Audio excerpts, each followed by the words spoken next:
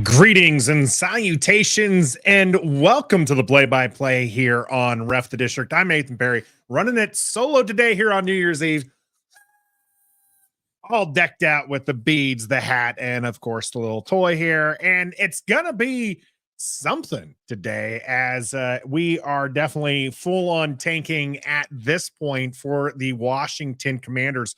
It started yesterday, all right, with the update on the player status. To IR, you have Percy Butler, Tyler Larson, and Charles Leno.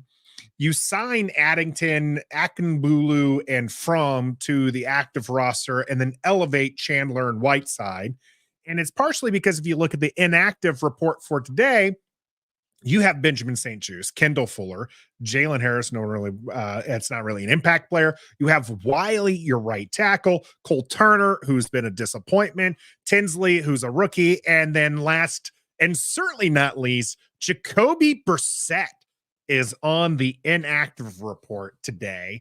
He came up apparently in pain on Friday. They put him on the injury report as questionable. He was a game time decision. Well, looks like we're going to get some more of Sam Howell starting here for the Washington Commanders, which is what we want, but this is not how we wanted it. You make the switch at the beginning of the week. You give Jacoby Brissett all of the starting snaps, and then all of a sudden he's got a hamstring injury, and you got to put Sam Howell back in. So the tank is absolutely on. Now, whether or not you take the conspiracy hat on or off with the Jacoby Brissett situation, it is absolutely, this is how teams tank. All right. They don't tank by throwing a play or doing anything. They tank with their personnel decisions. So when you put players on IR instead of having them play through injury, and you pull up players who are of lesser talent, that is all well within the realms of ethical tanking. And so we've done that. And then they benched Sam Howell because they're like, well, Jacoby Brissett, he's just not good enough, right? Eric Bieniemy said that on Thursday. He just wasn't playing good.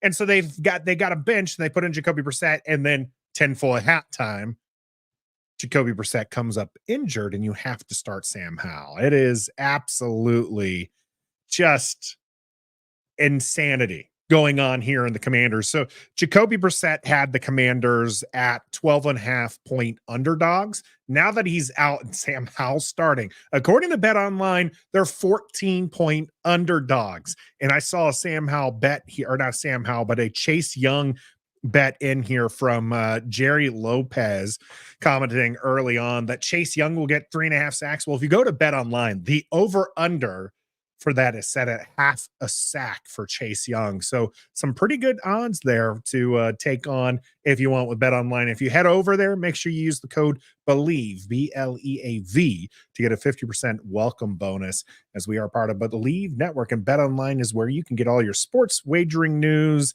not just the NFL, NBA, UFC, you name it, they've got it. All the up-to-date information for you. Bet Online, where the game starts. Of course, bet responsibly. And if you're partying today for a happy New Year's Eve, make sure you are partying responsibly. We were originally going to do a lot more fun things today. It was going to be Stoner and I. He did get pulled away because he had family in town, so he's going to take care of them. All my New Year's Eve activities will start after the game. But we were going to, if both of us were here, going to be doing like a shot for every Chase Young sack, and then maybe come up with some other things. Maybe we'll still have some kind of the fun here. But it's going to be a game. It's going to be something entertaining, I think. So I hope that you stick with us, or stick with me here, and give us some of this good content here. Like Gus is saying, Howell is going to cost us draft positioning today, and we'll like it. I will say this. If Sam Howell balls out against the San Francisco 49ers in Washington wins, I am going to lose my dang on mind, and I will be happy. Okay. That's something that's been missing from this team for the last few weeks, is any kind of thing to get behind. People are starting to look at this roster and think this is not a good roster. And I think it is a decent roster. It's not any really worse than any other NFL roster. It's just been really badly coached. And so if Sam Howell comes out and he balls, which may be in front of our next GM, as one of the assistant GMs is in place right there at FedEx right now, looking at this team, he could be the next GM for this team. And if you see Sam Howell out there balling, then that could be like, okay, we've got that. Let's take that tackle that everybody wants us to take, regardless if they want Sam Howell to be the QB. This is how much we're tanking Locked On Law. Even Stoner puts himself on IR. That's how you know the whole team's tanking. It's just going to be that kind of day. And this is NCR. This is exactly how we felt about this too. Is Chase Young is probably not going to have a huge impact. He hasn't had a personal impact to their defense. His numbers have been low. That being said, Ben Standig actually had an excellent article on The Athletic that talked about how the defense has actually improved since Chase Young's trade over there. And people like Nick Bosa are benefiting from his presence. So he's only on the field for about 50% of the time, but the defense has seen an uptick. And whether or not there's correlation or causation to it is going to be kind of an interesting thing. But he himself, his numbers have been low. Gus saying, ruining my day here. Word is that Adam Peters will be kept in San Francisco. They'll bump Lynch to president and make Peters GM if need be. I think that'd probably be a smart point. I think that Adam Peters is one of the hot names to take over a vacant GM position, to include Washington's. And that would be something we talk a lot about what Washington will do in the draft and everything, or who the next head coach will be.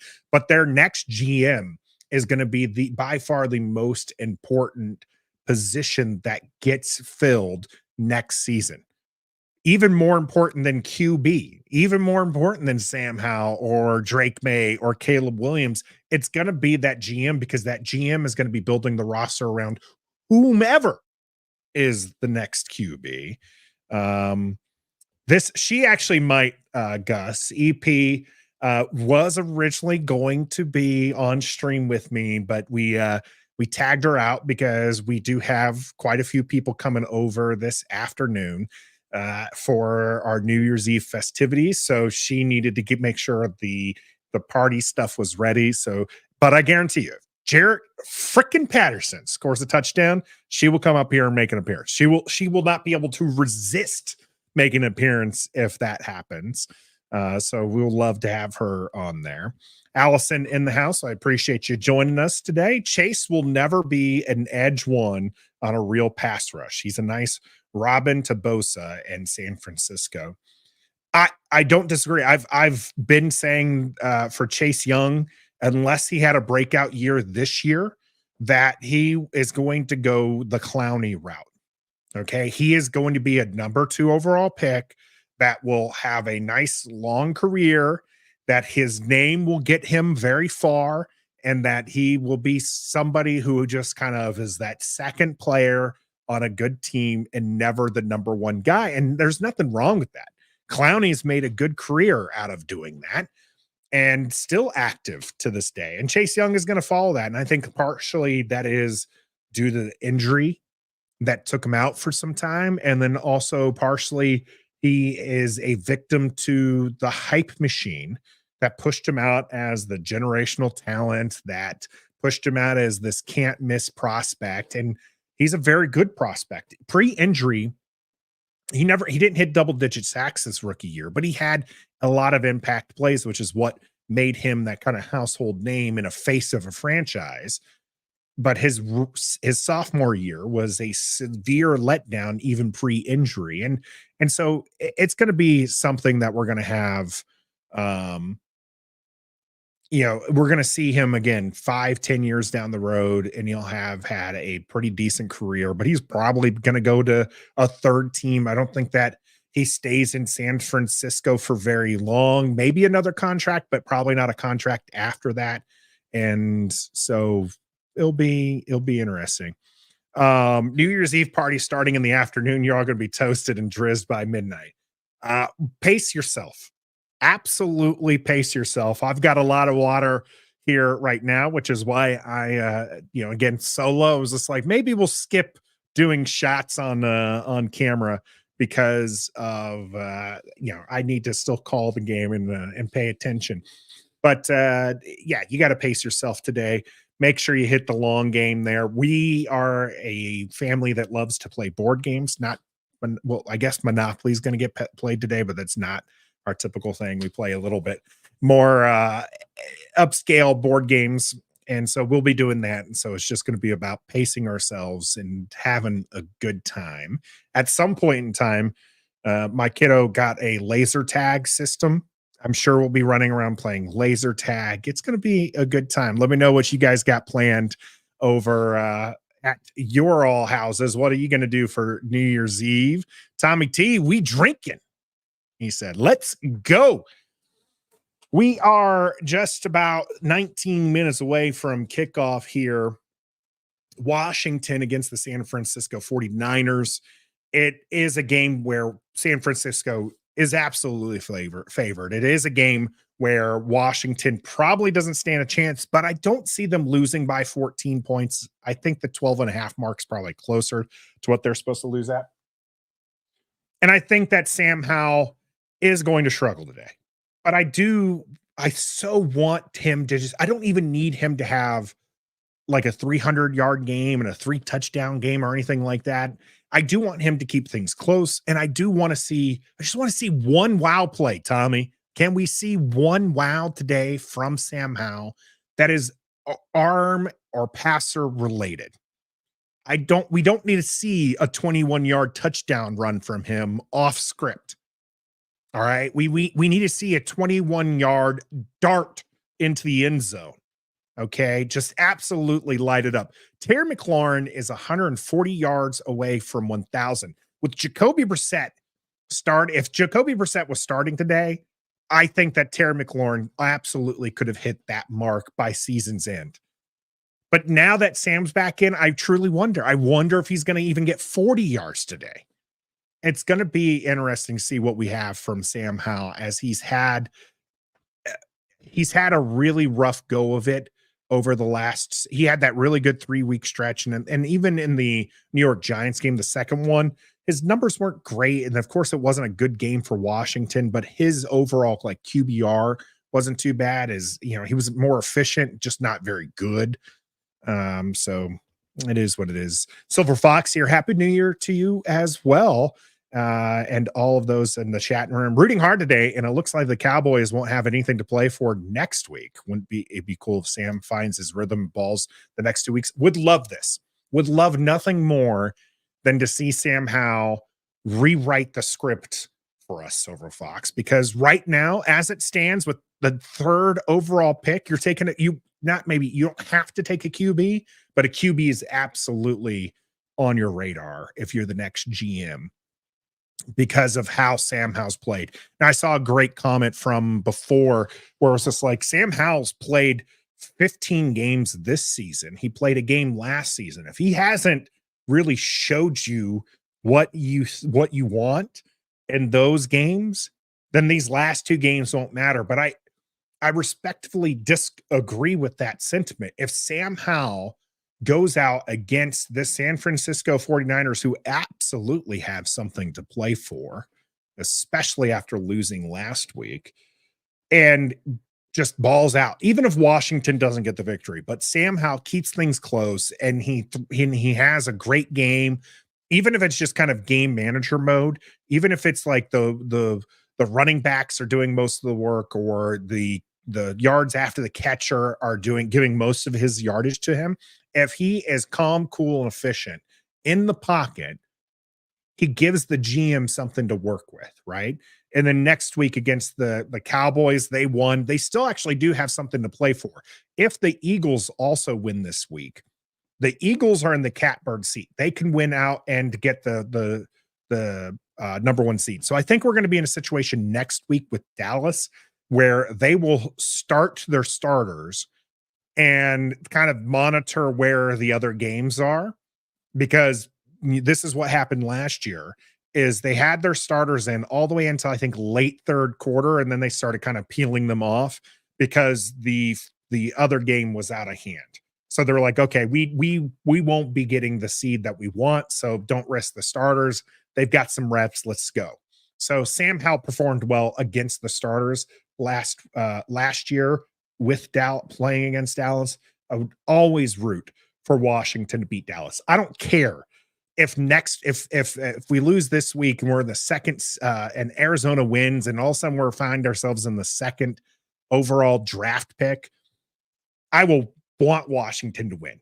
What I will also then want is for all the teams above us to win to just keep that second spot, but I'm not going to root against my team. The team could choose to tank, but I'm not tanking with them. So the absolute HTTC, if you are in love with that commander's name, PNW in the house as well. This is not true. Locked. No one wants to see. Oh, no, I see what you did there. Let's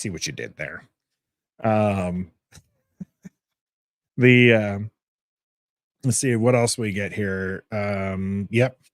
Failed to the Riveras. It has been a tenuous his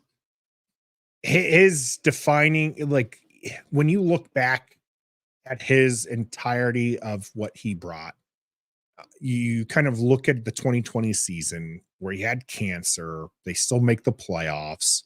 You have, all of this kind of the extra things going on. A player, gets involved in a car crash where his significant other is killed. You have just nonstop things that are happening bad. And you're like, okay, he got them through it. And I don't think, again, most people would be against Ron Rivera as a person or a mentor or that kind of coach where it's just like somebody who is a leader of men, right? But it's the X's and O's, and it's the Ron Rivera as a GM. It's his part in letting Trent Williams walk. It's, his mishandling of the QB situation from day one, where he, whether or not it was driven by the former owner or not, he, tries to go with Dwayne Haskins and Dwayne Haskins wasn't ready, or the offense with Scott Turner wasn't good. But even Ron Rivera brought in Kyle Allen. You have Alex Smith who returns from injury. You have, you just have this entire mess there at QB where he's back and forth with who's starting based on, well, looks like they're competitive and they're not competitive. And, then the following year he tries to entrust it to Fitzpatrick and Fitzpatrick gets injured. So then he goes to Carson Wentz and trades for Carson Wentz, pays money to Carson Wentz. Like, just a disaster there. Having to play Taylor Heineke for as many games as he did, which Taylor Heineke under the Ron Rivera era, to his credit, was the winningest quarterback out of all of the quarterbacks that Ron Rivera trotted out. Taylor Heineke was the number one quarterback for him. The problem is there was no faith in Taylor Heineke from the coaching staff. So he ends up going to Atlanta. To be fair, I think that, that was the smart decision because you wanted to start Sam Howell this season. You wanted to see what's going on with him at quarterback. Can he be good? But then even this year, you can argue that was a mistake. He was in a make or break year, and he forced, even before the new ownership, was forcing Sam Howell to be the guy. Bringing in Eric Bieniemy was to help Sam Howell kind of take the step into becoming the franchise quarterback. And then you have Jacoby Brissett. And I don't think I'm not trying to revise history here. It was not a quarterback battle. Let me make sure that's clear, right? It wasn't. Sam Howell was never ever not going to be QB1. But that being said, I do think that he performed well enough to earn that spot. It wasn't like Jacoby was absolutely balling out and beat Sam Howell, but they're going to go with Sam Howell because he's the younger guy. I think Sam Howell earned the spot, but I think as the season kind of went on, and you see it with Jacoby Brissett, that actual game time situations, Jacoby ended up being a little bit better. And that was something that, you couldn't deny. It was just like, I don't know what happened to Sam Howell, but it was, just kind of like Eric Bieniemy. I couldn't put my finger on what happened. I mean, I could. Sack totals, the offense wasn't being called very well. You have, you just have him in a poor situation. He got happy feet. Unfortunately, he was moving out of clean pockets. He was not trusting his first read. He was predetermining some throws. He just looked beat. He just looked beat. Roger showing up. Thanks, Roger. Ron had too much power and was in over his head. No one could succeed here with the former owner. Roster construction was Ron's biggest failure. Agreed. Killed the team. Terrible drafting and bad coaching. Yeah, I mean, if you look at each of his drafts, there are not enough impact players, right? So Washington's roster, I think, is full of a bunch of NFL caliber players. But when you look at the roster, what Washington is missing is a bunch of those blue chip players. Now they're paying some of their players like they're blue chip, but Jonathan Allen and Terry McLaurin are probably the only, and Tress Way are probably the only three that I would put in the top 20, top 25 of their respective positions. Deron Payne is borderline, but then nobody else is going to crack that kind of that blue chip area. And you really need to have those blue chip players to be in more impactful plays. We locked. We have a bunch of Buffalo chip players. Yeah, we don't have a lot of blue chip, but we do have a lot of Buffalo chips. A lot of Buffalo nickels on this roster. John Harbaugh will take us to the playoffs. Jim is what I think Jerry mentioned, right? That's the Michigan coach. I think there might be a little bit more baggage coming with Harbaugh coming here, right? Like, does he want more control? I'm trying to think of his time down in San Francisco.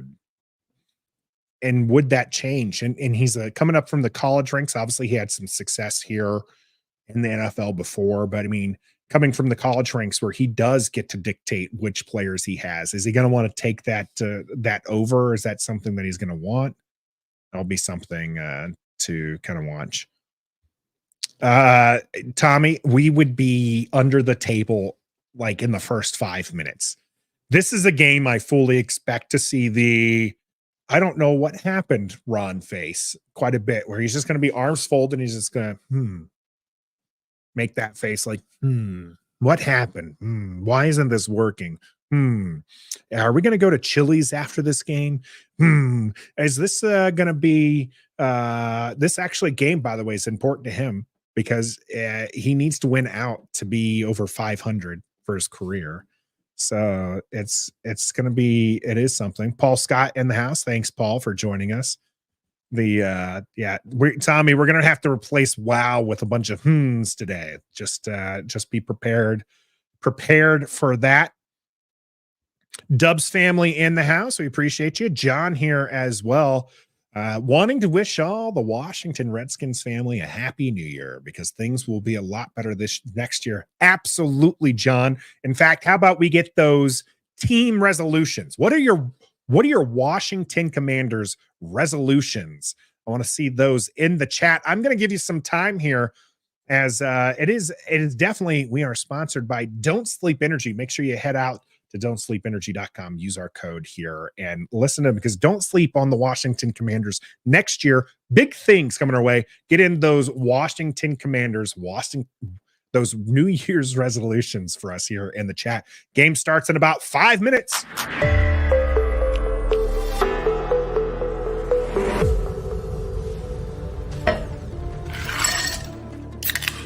Don't Sleep Energy is a proud sponsor of Ref the District. Head on over to don'tsleepenergy.com and enter the discount code DISTRICT to get 10% off your entire order. That's code DISTRICT to get 10% off at don'tsleepenergy.com. Don't Sleep makes you great.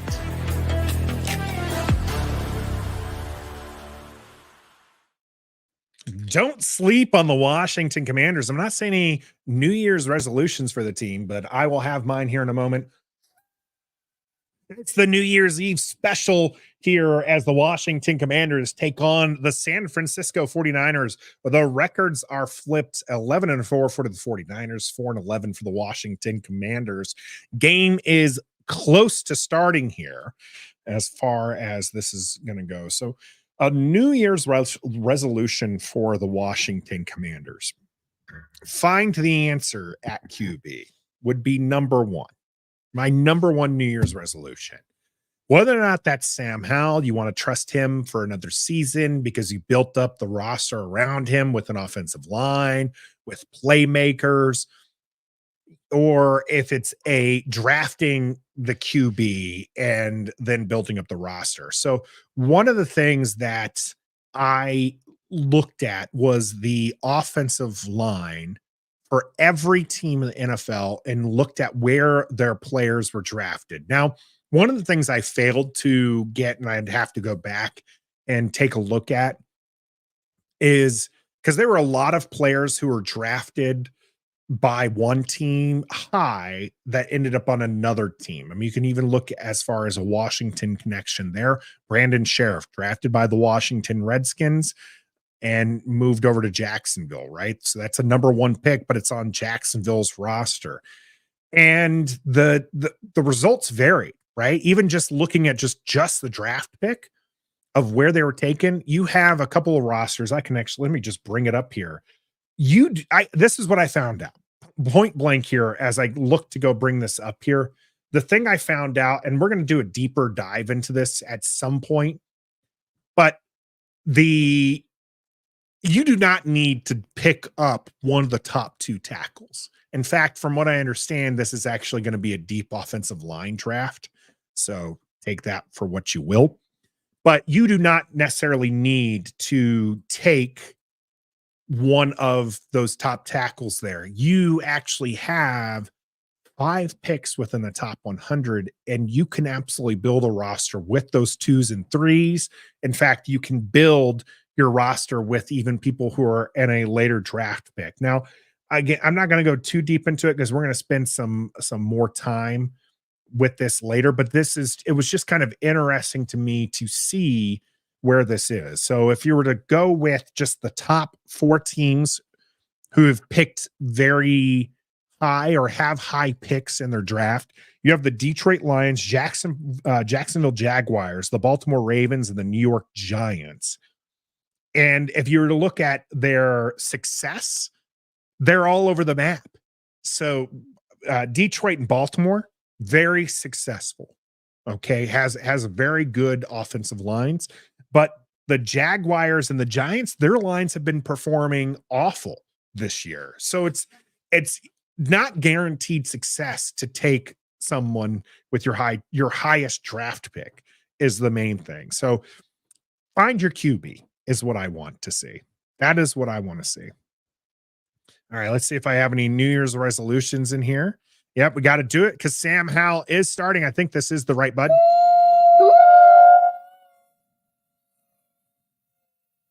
I can't in my right mind howl with this right now. I will howl when he does something good. Sort of like how Antonio Gibson is Gibby when he fumbles because he doesn't like the Gibby nickname. Sam Howell we're only howling when he does something good, and being named the starter after being benched early in the season, not reason for me to howl just yet. Joseph would like the name to change back to Washington Football Team. You're a big fan of that. I really like the Washington Football Club. I kind of wish that was the interim instead of the Washington Football Team, but I'll take it. Of course, I know you mean it's the Redskins, right? But I just don't see that ever happening. I don't think that's a realistic goal for this team. as much as I'm actually wearing a Redskins shirt underneath here. So it's not like I hide with the there you go. It's not like I hide from the previous name. It's just that I just don't think it's a realistic option there. John, I don't want to ruin your new year, but I'm telling you, they're probably going to trade Jonathan Allen for probably a second. I honestly, I think that's probably when they traded Montez Sweat. I think that signified that things are ready to change here.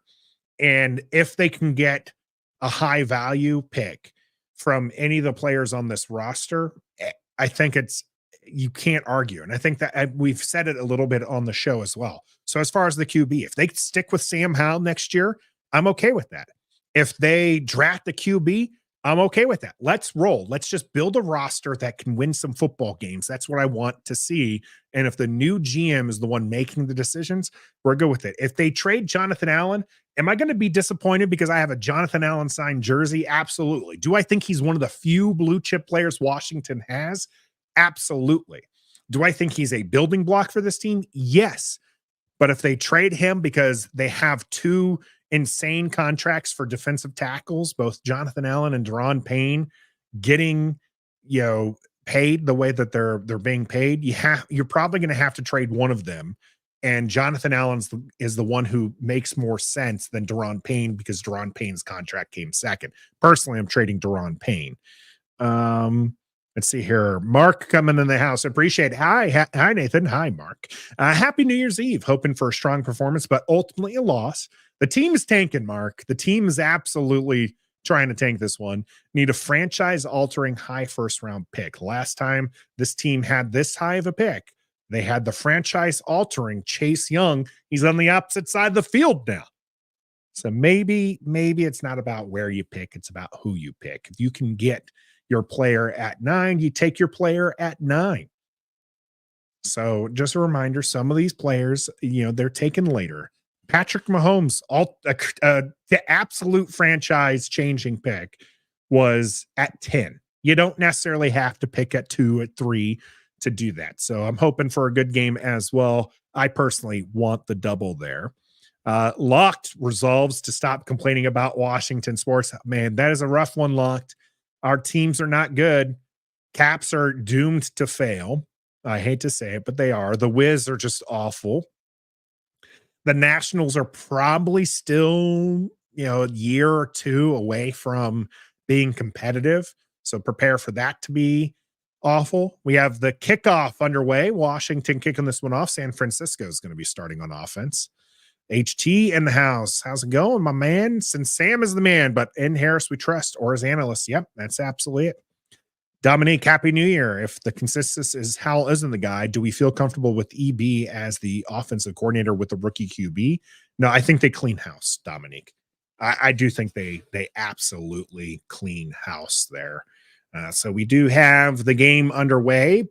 Brock Purdy is in shotgun. Run CMC is to his right-hand side. They're starting at the 25-yard line. Juice their juice. So we do have Christian McCaffrey over to the left-hand side. He cuts it inside, and he's going to pick up 9 yards on the opening run. We do have people passing on EB. Yeah, I do agree. EB with Jacoby Brissett was different. I think EB wanted Jacoby Brissett to be the starter today.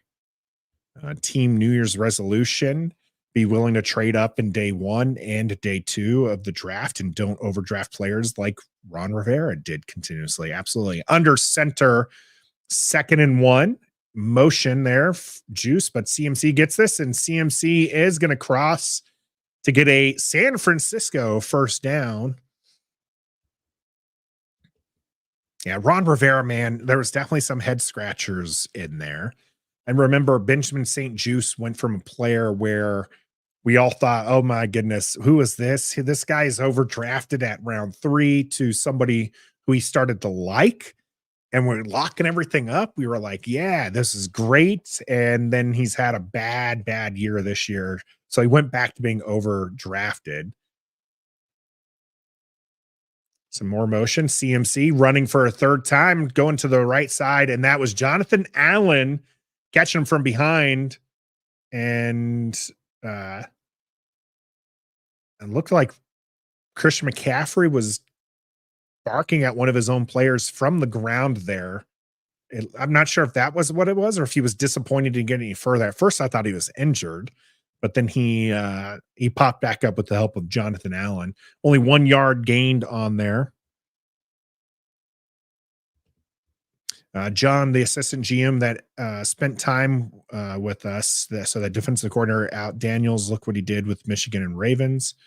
Here we go. Brock Purdy's first pass to Ayuk, immediately tackled there by, that was Castro Fields. Let's see.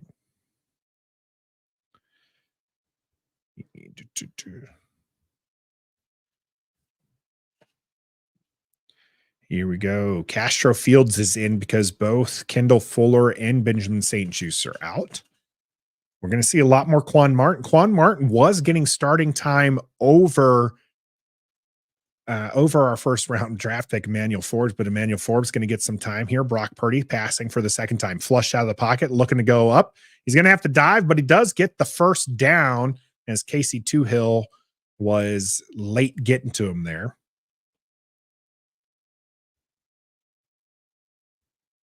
Ooh, Dominique Lewis Riddick as the GM and the Red Wolves as the team name.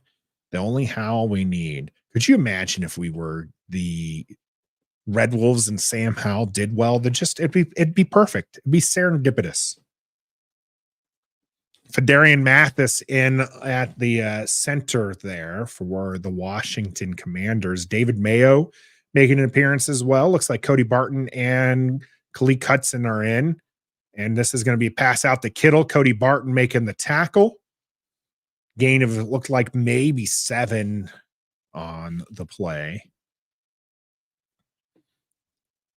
Raymond says he's ready for the loss. San Francisco fan, Raymond? Maybe. No, of course. It's Washington fan, and we know Raymond. It's just unfortunate that we are going to end up on the losing side of this, probably. But, hey, there's still faith. It is 0-0 right now. 11:09 in the first quarter. 2nd and 4. Motion. CMC going to run this one over to the right side. He's going to get that first down. Cuts it into the middle for a nice gain for the San Francisco 49ers. Man, Christian McCaffrey is a dude. He is a dog, as the players would say. He is a good player. Unbelievable. I mean, he was good at Carolina, and then he just gets unlocked in the Shanahan offense. Unbelievable. Christian McCaffrey still in there to the right-hand side. He's going to not get this one. Brock Purdy electing to pass. Throws it up, and Khalid Hudson was in good position there against their fullback, but we have a flag.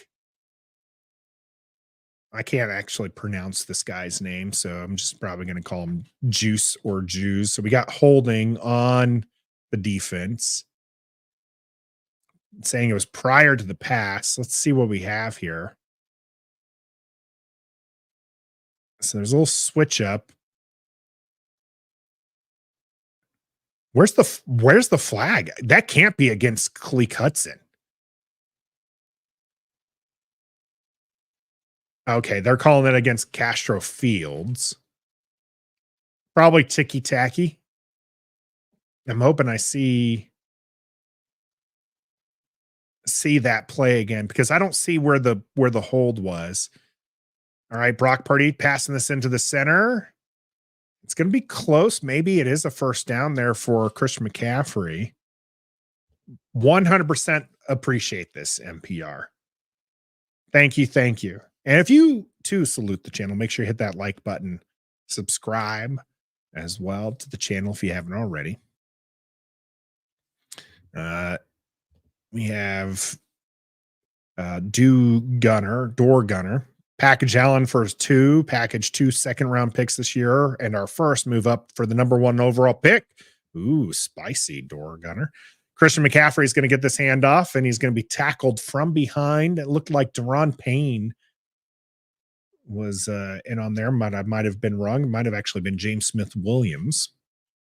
So 2nd and 6 coming. Where does San Francisco end up on this one, by the way? San Francisco is actually one of the teams that has not invested heavily in their offensive line. Just for the record. Just for the record.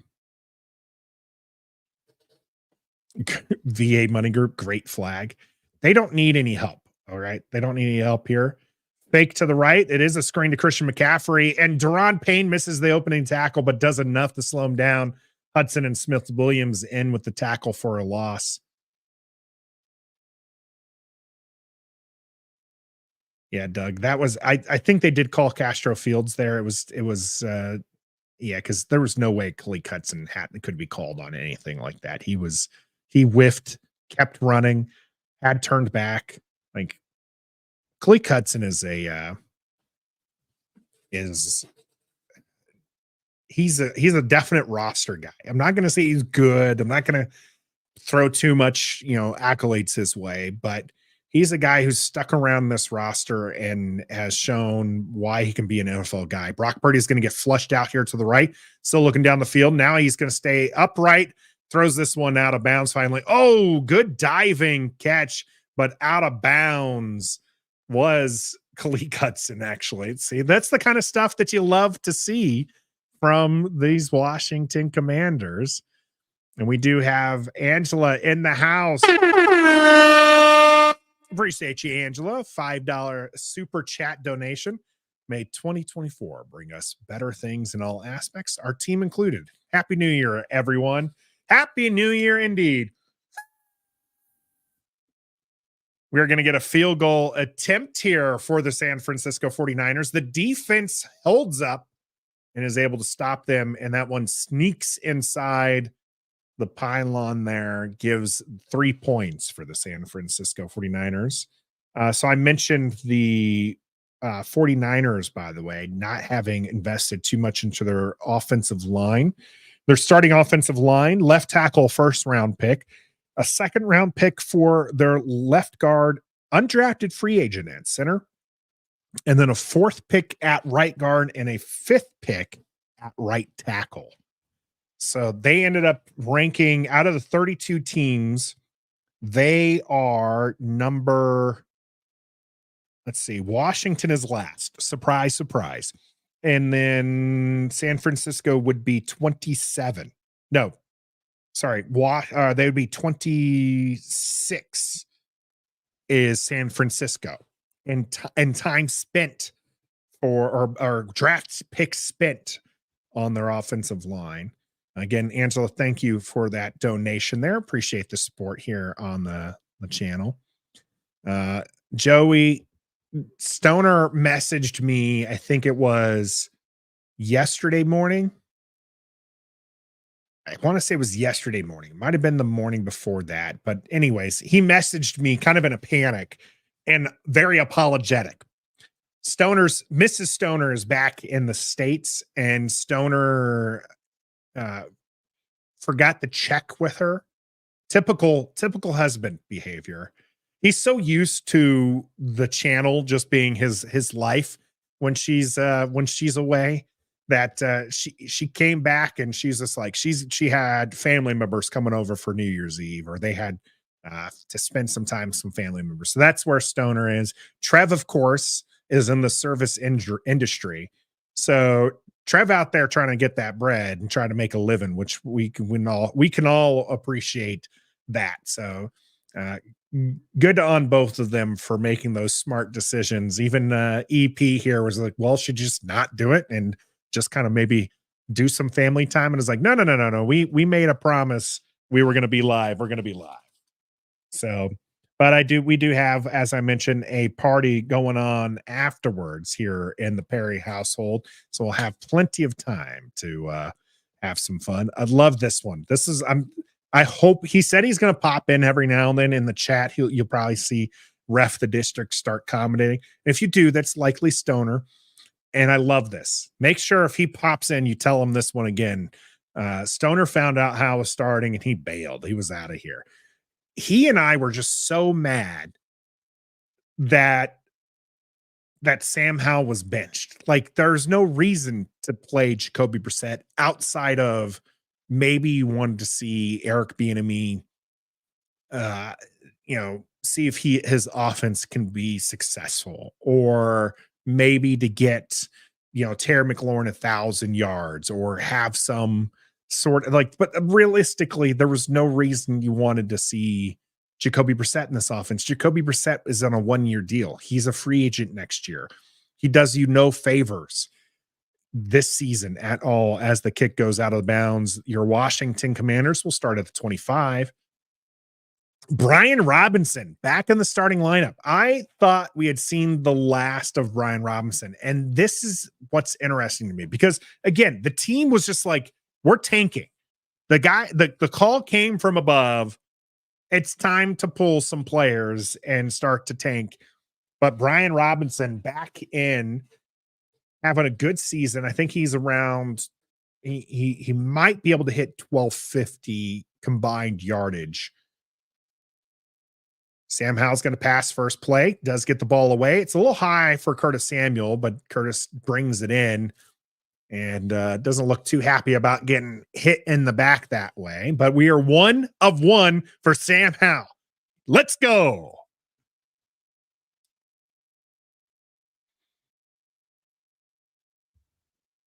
Yeah, Gus, it is even worse. I did not go with this expected line to be there, but yes, this is where we're at today with all the injuries. You have an undrafted free agent, 7th rounder, undrafted free agent, a 2nd rounder. Sam Howell is going to be able to throw this one away, kind of dancing around in the pocket there, looking for Brian Robinson, and just kind of throws it out of bounds. But Sam Howell had a hand on his face there. But yes, very rough offensive line. So their actual starting offensive line for the Washington Commanders was a 7th, a 4th, an undrafted, a 2nd, and an undrafted. That's where Washington was at with their starting line. I valued undrafted as 10 points there. Of course, everybody else was at their draft round. Maybe 10 points is a little rough, but I felt that was appropriate. We're going to have some early movement, and is that going to go against Washington? I was about to say, he's pointing to Joey Bosa. This might be defensive. Nope, we are going to get an offsides, unfortunately, on Washington. Those are so touchy. So it goes from 3rd and 4. We're moving backwards, folks. We're moving backwards. NPR, Jake Fromm is backing up Jacoby Brissett. Interesting enough. He went from starter to 3rd string emergency quarterback. So if they need to play a quarterback today, everybody in front of him, goes down, well, we will see Jacoby Brissett. And we hope that doesn't happen for all the players' sake. So from shotgun on a 3rd and 9, Sam Howell gets this one away and almost intercepted and then almost caught. And we'll have 4th down coming up. That might have been Sam Howell's, what is he up to? 5th pick 6. If the San Francisco player holds on to this. Clean pocket from Sam Howell. And let's see what happens. Just good defensive play. Ball was not on target. Ball was behind Curtis Samuel. So Tressway will come out to punt, a 3 and out for Washington. Penalty, kind of killing that one there. Well, also Sam Howell's inaccuracy. Tressway gets this punt away without being injured. Good to go. Punt all the way down to the 20, and we're going to have a missed tackle by Brown, and so this one's going to get all the way up to the 36-yard line. So big return there for Bell. Beautiful punt by Tressway. Come on, you got to make that tackle. You got to give him some love. Yeah, VA Money Group. I mean, that was close. That one was close. The defender cuts that route. The ball is not on target. And we're lucky he's a defensive back for a reason. Because if he was a wide receiver, he probably catches that, right? And he had an open, and that's the problem. When you throw interceptions like that in that territory, those are pick sixes waiting to happen. Yeah, Gus, and this is the thing that bothered me about this. And people love to bag on Washington's offensive line. They're actually not as bad as people think. Now, I'm not saying that they're great. I'm not saying there's room for improvement, but they actually have a decent pass, blocking grade. Okay. And I'm not talking just PFF here. I'm talking all the analytics will show you that their pass blocking, they win their battles more often than not. That's not to say that they don't have mistakes. That's not to say that they're elite. A lot of people go to the extremes with these kind of statements here, but that they are a decent team. And I think with the right coaching, with the right scheme, this unit could be effective. Maybe not great, maybe not one of the best teams out there, maybe not the Baltimore Ravens, okay? But they could be fine. You don't need to go crazy there. Yeah, Doug. So we have our new long snapper Addington in for Cheeseman, who was cut. So they just went ahead with all the moves that happened. He was on the practice squad, but they went ahead and they pumped him all the way up to the active roster. Yeah, Addington may be your starting long snapper going forward for this team because you just don't. Why are you going to switch things up all the time? It's crazy. This is a funny one. Jaden here. Does Eric Milhouse Bieniemy have PTSD from like a run play of his past? That's why he never runs the ball. I don't get it either. I mean, I'm all for the short passing game being a part of your running game, but you got to be kidding me here. As Christian McCaffrey is just going to bulldoze his way for 6 yards. There is something. A lot of was made about the fact that when Jacoby Brissett came in, they were running the ball more and they were running it effectively. Part of that's game situation. Washington found themselves down, so you're not playing the run as aggressively as you do when the game is tighter. Part of that is what we've seen all season long. In the second half of games, Washington runs the ball more. And that's when Jacoby Brissett was coming in. We're going to see Cam Curl do a blitz. It's a flip out to Deebo Samuel going to the left-hand side. He's got some space and some blockers. He'll pick up the first down and then some, getting into Washington territory all the way down to the 45-yard line. Gonna balance today some of the commentary and the play-by-play. Try to do my best because I do know there are people who can't watch the game who tune in to kind of have that radio experience. So I'm going to try my best to keep the actual play-by-play going, but I'm also going to try to have some fun and do some great commentary here. So we appreciate all the support and everybody tuning in. Nick, a shout out to wanting Caleb Williams. That'd be the dream.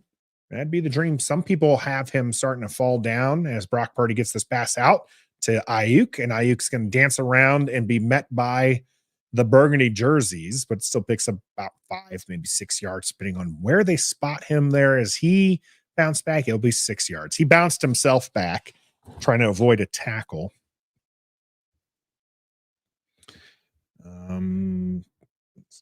Yeah, Caleb Williams is I'm a Sooner fan. Okay.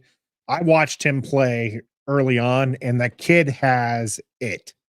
All right. He might not be mature. A lot of is being made that everything he does is off script and he doesn't have, can't do scripted plays, as Christian McCaffrey is going to take this out to the left-hand side. But Mayo, Miracle Whip in on the tackle. You love to see it. Way to go, big guy. That's a career highlight for David Mayo, tackling Christian McCaffrey in the backfield. KJ Henry showing some flash too and almost being there for the handoff. Miracle Whip pumped up there at FedEx Field. 3rd and 9 coming up here for the 49ers. Ball is at the 45-yard line. Look at him. He is winded. He did one play, and he is winded here. Brock Purdy looking to throw. He has time, gets this one up into a wide open Ayuk, who was hit right afterwards, but no luck there coming from the hit. And that'll be a first down for the 49ers. So, yeah, there's the locked on law. There is a large contention of people who do not want Caleb Williams here. That's fair. You know, that is fair. Gus asking a fair question. Why isn't Cam Curl making more plays in a contract year? So one, Cam Curl, I think, has had a great year. Okay. I think a lot of his impact has been removed due to some personnel issues here, as we're going to have a first down catch by Deebo Samuel. Emmanuel Forbes in coverage. Another first down from San Francisco. But back to Cam Curl. So Derek Force goes out, and you have to see more Percy Butler, more Quan Martin, more guys who you did not pick to be your starter because you thought Derek Force was going to be that guy. And they struggled.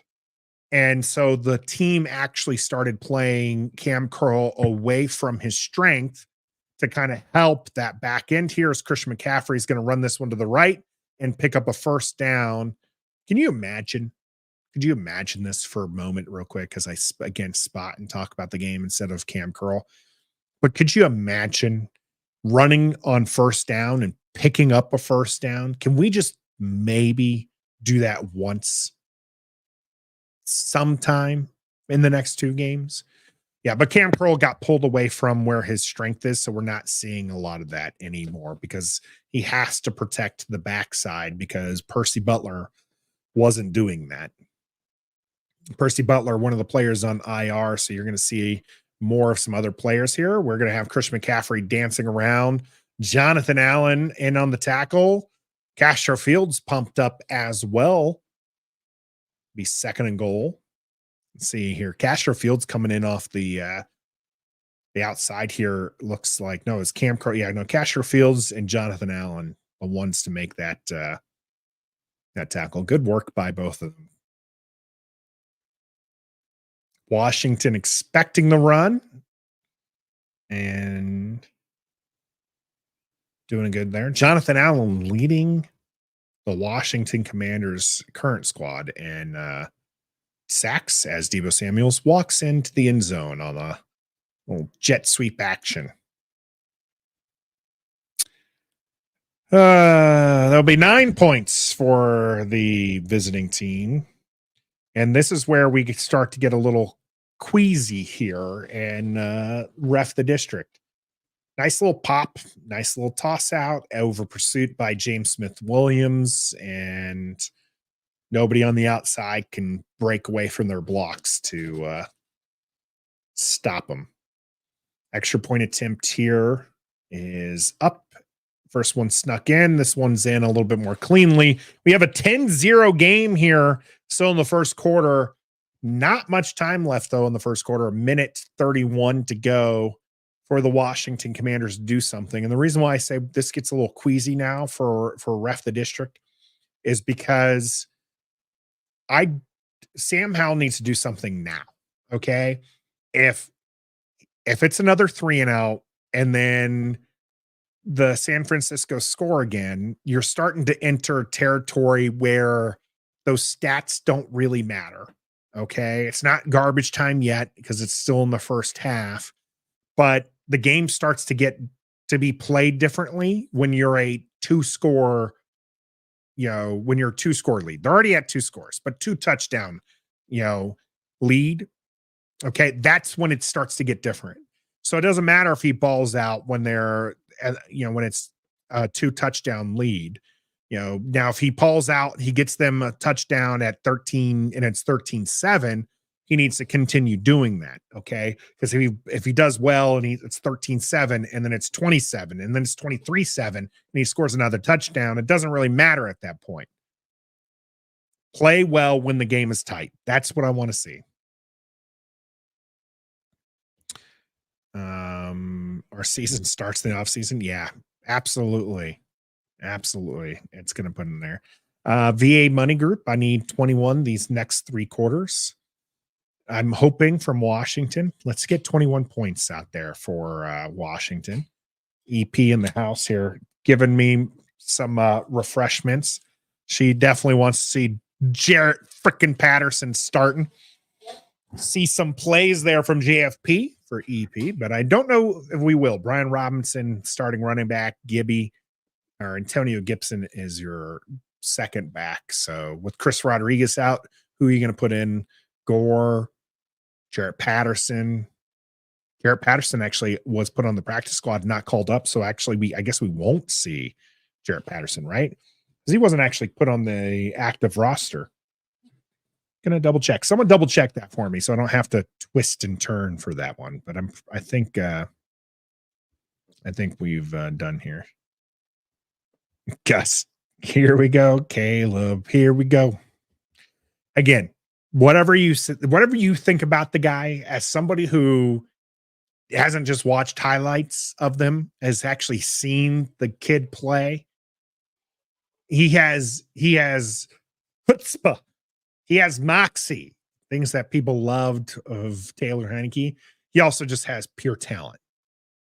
He's a very, very talented individual. That's not to say that there's not character concerns. That's not to say that there's not something else. But honestly, I think a lot of that stuff is overblown. I really do. I do think he could have held himself better at times, but I'm not going to hold it against him as far as that's concerned. Man, look at these stat differences. Last 3 games, 34.1 passer rating, 1 touchdown, 4 interceptions, 41% completion percentage. Oof. Not going to get it done. Not going to get it done. Aaron, we need a QB, period. We're tanking today. I mean, yeah, the team decided that beforehand here. Is Brian Robinson. Look at this! Brian Robinson, first down run, and gets a Washington first down. Excellent work, Brian Robinson. Look at that run. Look at that burst out there on first down. We're running the ball, as we love to say here. And ref the district. Run the ball. They're at the end of the next set. We'll take it. Sam Howell, keep doing that. Keep handing it off to Brian Robinson, and we'll get in there. Terry McLaurin in motion. It is going to be a fake to Brian Robinson, and then a screen set up for him. He's got blockers. Brian Robinson out the left side. He's got a first down, and he bulldozes over to the 40-yard line.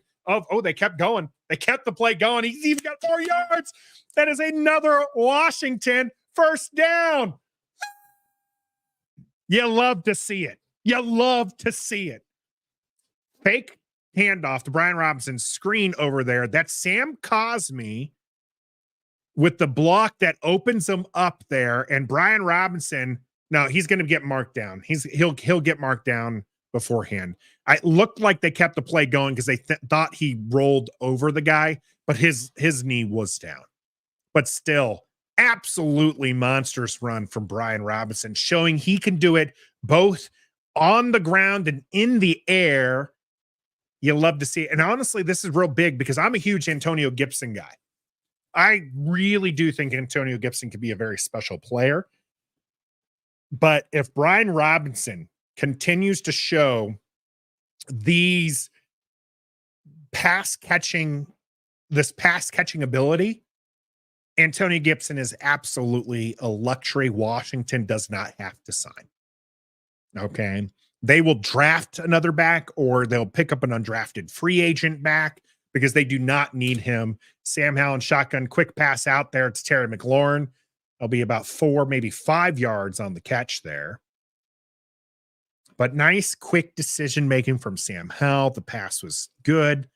Good to see him there, as that is the end of the first quarter. Washington starting to drive, starting to show some life. Don't sleep here on New Year's Eve. When I'm live streaming Commanders games with my boys on Ref the District, I got to keep my energy level up, way up, over 100 at all times. Go! Kick 6, baby!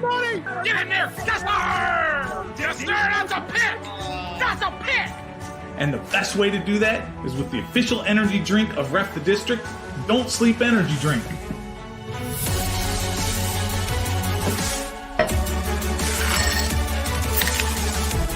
Don't Sleep supports those who believe in themselves.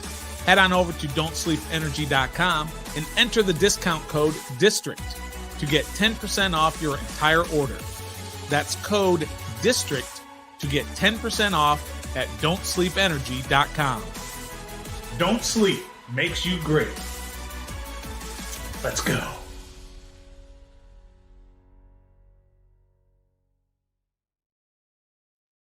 The Washington Commanders will be driving here in the second quarter. Things kind of going well for them here in this drive. A 3-and-out with their first drive, finding themselves down 10 points. Definitely got to switch this over, by the way. Thanks, Nathan, here for remembering to switch that over to the second quarter. But exciting things are happening here, and it's great to see some kind of success here as we do this. I'm sure this will laugh. Was this laugh because I totally froze? I was not paying attention to the camera. I was listening to it, and I stopped, and I was just like, why? Well, yep, that's why. Yeah, absolutely. I know Gibson is gone, right? Like, he's not going to be back. And that's what I'm saying is Brian Robinson, especially with this pass catching, is making him somebody who is expendable. He's a free agent next year. Whether or not Washington likes him or not, he's going to get signed somewhere. He is going to be somebody's third down back. He's a good pass blocker, or at least decent pass blocker. He is electric with the ball in his hands. He's an effective running back. So he's going to end up somewhere, and he's going to be, that JD McKissick for another team. All right. Washington might have been wanting to re-sign him if they felt like they can use him. But I mean, running backs really dime a dozen. So you're seeing the fact that, you have Brian Robinson who can catch the ball, so you don't necessarily need Antonio Gibson. You can get undrafted free agent. Yeah, I know he's gone. I just like him. And yep, Terry caught that ball. Paul, love to see Terry involved. Brian, a quick game builds confidence. Absolutely. We're going to see a handoff to Brian Robinson up through the center. He is still upright, and they're pushing the pile. They're going to go ahead and call it dead. Hey, there's Chase Young. Chase Young sighting. We'll bring 3rd and short here. It'll be 3rd and 2 for the Commanders. Are we going to see that dreaded shotgun? John jumping on a little late, but I appreciate you joining in, and thanks for joining us here. I'm trying to do play-by-play and commentary all in one here. 3rd and 2, Sam Howell and shotgun. Gotta be flipping kidding me. Are you kidding me? That is Brian Robinson to his right. Brian Robinson's going to get the ball. Brian Robinson pushes forward, and that will be another Washington first down.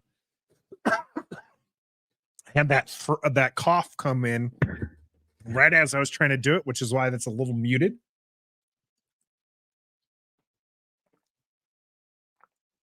There we go. There we go. Keep it moving. This Mike doesn't want to cooperate right now. Great job so far from Brian Robinson. Ball's going to be at the 30-yard line of San Francisco. We're going to see Antonio Gibson in, fakes it to him. Sam Howell now getting it over. Heck of a throw, as Antonio Gibson will only pick up a couple yards here. But that was something. Sam Howell, the pocket collapsing around him, and it looked like he was falling backwards, and he knew where Antonio Gibson would be, and he gets the ball out to him. Gibson picking up 2 yards there. But that was an interesting play there from Sam Howell. Now we have under center on 2nd and 8. Terry McLaurin in motion. Sam Howell, broken play. Something did not go the way it was supposed to go. Something did not go the way Sam Howell was expecting. He turns around, and he was looking to pitch it to somebody.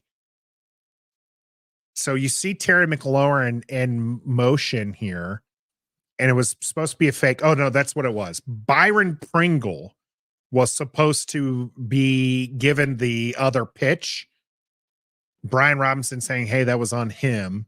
And it looked like maybe his guy wasn't picked up, and so Pringle was not open for the pitch back.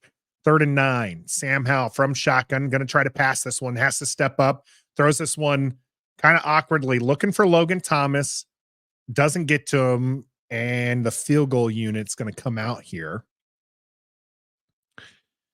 But hey, Sam Howell staying upright, trying to make the right decisions. Blitz came in from San Francisco, picked up fairly well. Sam Howell steps up into the pocket. The pocket's still closing and gets this one away, and it's just not an accurate enough ball. If he gets that to Logan Thomas, though, Logan has plenty of room to run. Joey Sly here for a 47-yard attempt. Snap is down, kick is up, and this one's going to be in and good for the Washington Commanders. Keeping this one close. And that is what I wanted to see, right? I want to see this team keep it close. Okay, this is one touchdown. Defense comes out, and they've stopped the San Francisco 49ers before, or at least held them up. Keep this one relatively close as far as that. Raymond, he holds on to the ball too long. So this is one of those things you have to look at the all 22 for, because he actually timed to throw. He has the time to throw. When does he throw it? Because you could say that he's holding on to the ball too long, but you got to watch the routes. And I will say this, he is not throwing with anticipation right yet. Okay. He was doing that earlier. He was throwing with anticipation. He was throwing people open, and something happened, and now he's second guessing himself with everything. And I would like to see him return to that quarterback who throws with anticipation and fully understands the offense. And that's going to be the biggest thing next year for him. With Eric Bieniemy expected to be elsewhere, he will have another offense that he has to learn. So he's not going to necessarily be throwing with that anticipation.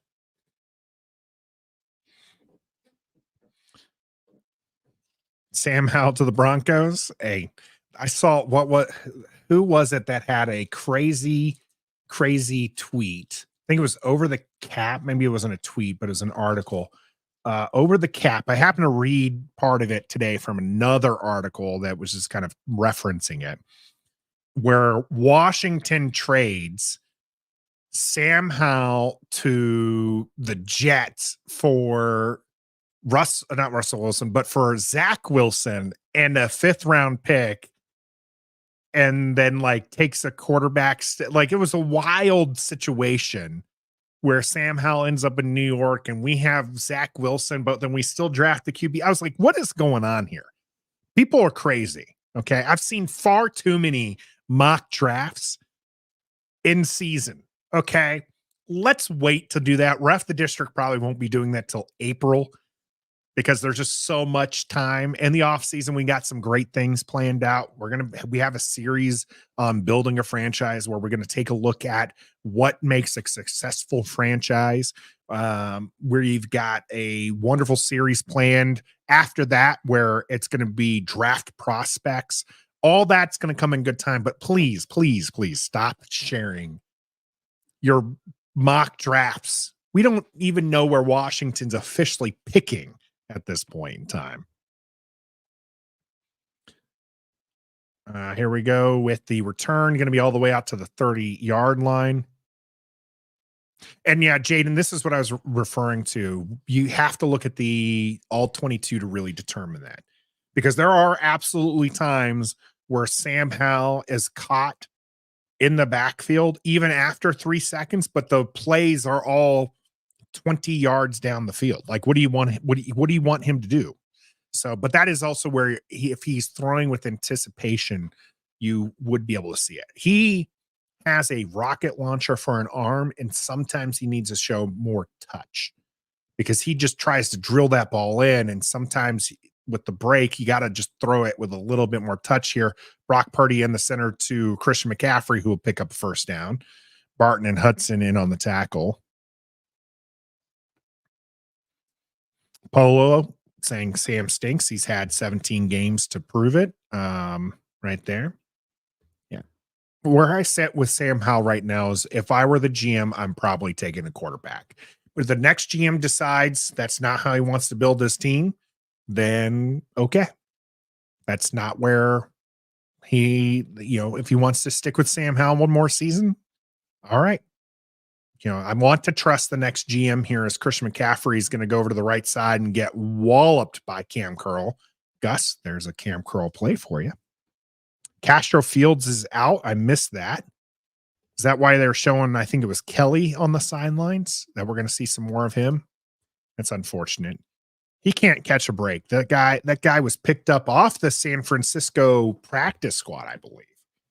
And it was someone who Washington wanted, and he just can't seem to stay healthy or see the field. 2nd and 8 coming up here as Christian McCaffrey is going to take this one and get tackled after a very short gain. KJ Henry and Deron Payne in on the tackle, setting up 3rd and 6. Going to eat some more of this beef stick here. Oklahoma product, by the way. No man's land. Maybe they can sponsor us.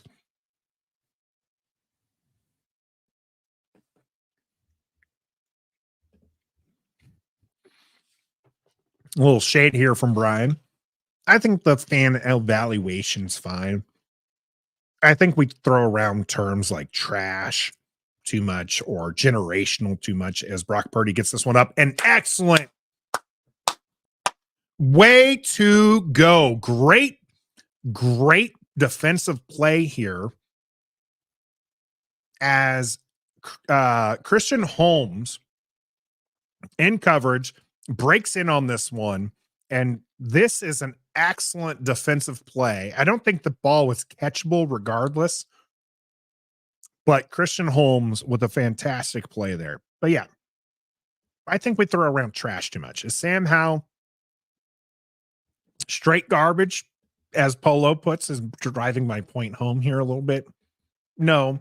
Has he been bad? Yes. Going to see another punt, but here we go. Washington has a chance here. Fair catch going to be coming from Crowder there. Washington going to start this one. I think it was at the 16-yard line. But yeah, is he trash? No. This is why I kind of coined the term, and I wouldn't necessarily say Sam Howell is this either, but with Logan Thomas. People wanted to anoint Logan Thomas as this outstanding tight end. Logan Thomas is decidedly mediocre. Okay. You can love him. You can hate him. There's nothing wrong with him. Okay. He's a good player on a bad team, and he's probably one of the better players on said bad team. But he's not trash, but he's not elite. Okay. I'm not going to put him in the top 5 category, which would be elite, I would say, or maybe even top 10. He's fine. Decidedly mediocre. Charles Leno gets far too much hate. Far too much hate. Charles Leno is a fine offensive tackle. Okay. He's a fine left tackle. People want him to be Trent Williams, and he's not. But he is absolutely starting left tackle caliber for the NFL, and people don't want to admit that. Can we improve? Oh, absolutely. I'm not saying he's one of the top 10 tackles. Okay. I'm not saying he has the potential to be a top 10 tackle, but people like to call him trash, and people like to say that he is like this god-awful player, and that's just simply not true.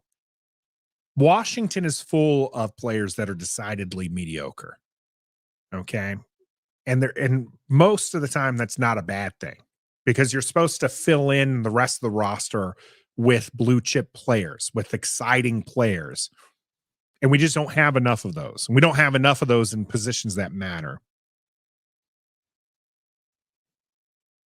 I wouldn't go 8 game stretch. He had, in the beginning of the season, I'd say the first 6 games, he had better, like, there was still some bad games in there, Tommy. He had some good throws in there, and he was playing much better.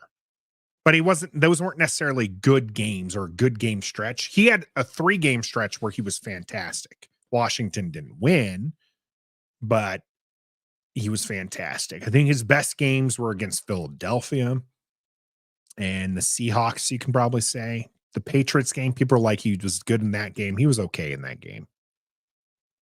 But yeah, he's going to go empty backfield here at the 16-yard line. Screen played a little high. This is a flag, so it should be a free play. And this is one of those things that comes from vet experience. I know the play was called as a screenplay, but as soon as you get that flag, everybody has to be on the same page. It's a free play. Run downfield and try to get something there. As we are going to get them caught off and get free 5 yards here, which is good because the screenplay didn't go anywhere. Yeah, Scott, it was another off-target throw, and we've seen far too many of those. Far too many of those for all right. We got Terry McLaurin in motion. Terry McLaurin's going to run this one out of the backfield, has some good blockers, picks up the first down. All right, that's a Washington first down. Y'all have to tell me whether or not those toots are too loud for the microphone. And yeah, Gus, this is what I'm saying. It's a wasted free play by everybody. Everybody, once they see that flag come out, has to understand the play call changes. Sam has to understand it. The wide receivers have to understand it. Going through with a screen on a free down is kind of rough. Here we go with another wide receiver screen. This one also wasn't great, but Curtis Samuel does catch it. Going to pick up about a yard off of this. Yeah, Curtis Samuel a little disappointed with this. Again, the throws are not on target for Sam Howell. What I do like is they're trying to get him into a rhythm. Connect on these. See these plays connecting. He's 6 for 9, 49 yards right now. Start to trust himself a little bit more. But when you throw it behind, and a dart too, behind your wide receiver, it's just not good here. Sam Howell from shotgun fakes it over to Brian Robinson, has some time, does throw it out to Brian Robinson, who's going to take the hit and just step out of bounds. Be third down coming up. These are the things I'm good with Sam Howell too, okay? He had time in the pocket. He doesn't see what he wants, so he hits the check down, all right? Do not force throws. I don't want him to be captain check down, all right? I'm not asking for that, but I don't need him to pretend every play is 3rd and 10. It is 3rd and 2, however. Empty backfield for Sam Howell as Antonio Gibson motion out to his right-hand side. And Sam Howell will toss this one up long and looking for Terry McLaurin with the Washington first down. Love to see it. Love to see it. They went for it on 3rd and 2. And when I say went for it, they went big. Terry McLaurin winning off the jump and a good rainbow drop into the bread basket there for Terry McLaurin. Big first down as he gets tackled to the ground. That's what I'm talking about. That's what I'm talking about.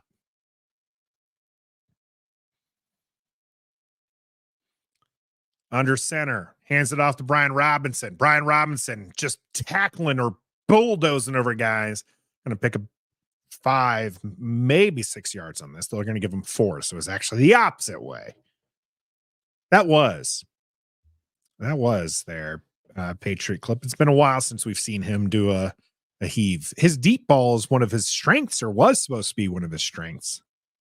So I'll wait, Gus, on that one to see how they finish this drive. But I'm gonna star that one here, as we're going to have Crowder in motion. Sam Howell hands this off to Brian Robinson through the left-hand side. Brian Robinson says, I will not be taken down, and gets another Washington First down. Let's go. Absolutely.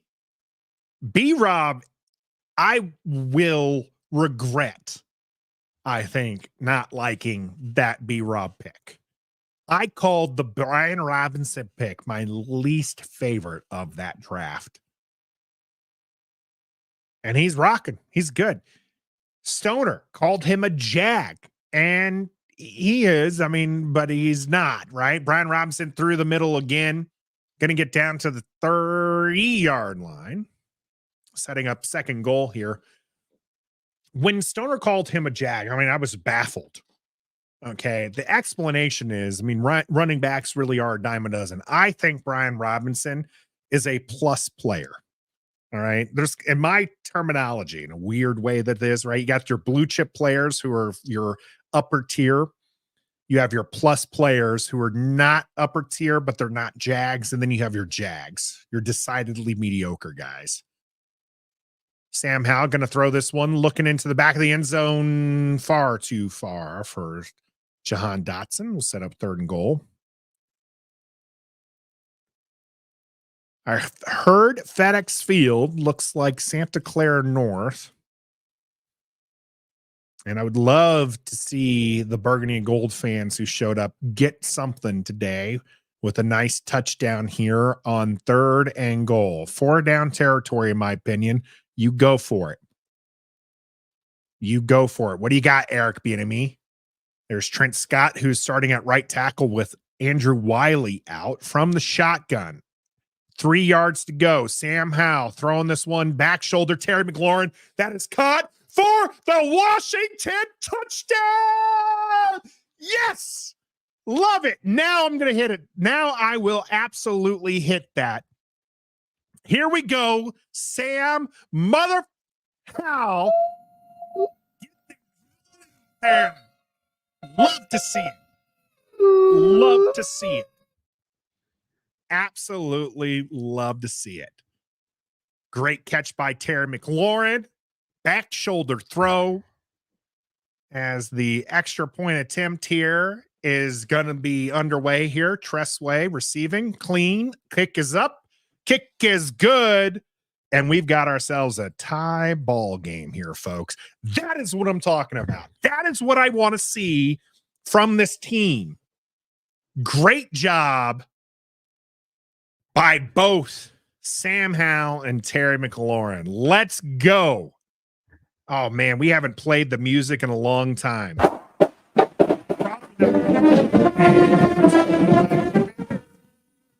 Hail victory. Hail for the Commanders. Fight for all DC. Love it. Love it, love it, love it. Oh, man, I was so excited. I'm going to do this again. I got to stop that fight song, though. And we're going to go over. We're going to hit that.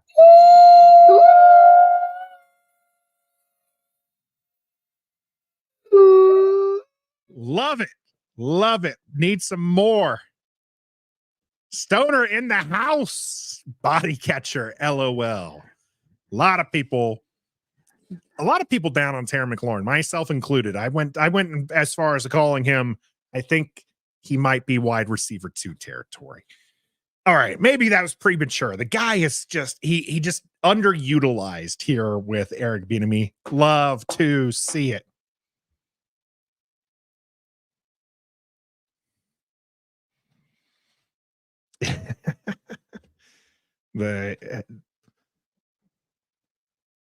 What is this? Man, the guys playing your horns have COVID, Nate. Sheesh. Sean, you're going to have to explain that one to me. Or was it my music, I think? Yeah, I got to figure it out. The Rodecaster Pro 2 that I'm using, it has been what's called ducking, which is, so it's trying to favor this microphone over any of the stuff I play. So it automatically will just adjust to lower. And I can't figure out how to do that. And the reason why I can't figure it out is because the Rode, who makes the Rodecaster Pro 2, they they've been it is just a known issue with this. They haven't fixed it. It's been a bug for years. So, but yeah, that's the reason why, Sean, if that's what you're referring to. That's why I downed it right away, because I knew that was going to happen. Stoner gets on me all the time. Love to see it. Washington tie ball game here in the second quarter. How long has it been since Washington's been able to be excited about something? Okay. I mean, I guess that's not fair to Jacoby. Stoner and I were excited last week when Jacoby Brissett was ready to take this team back and potentially win. Or is the week before last when he was doing that.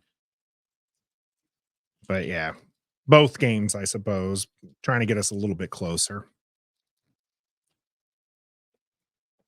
Kick goes out of bounds, or out of the back of the end zone.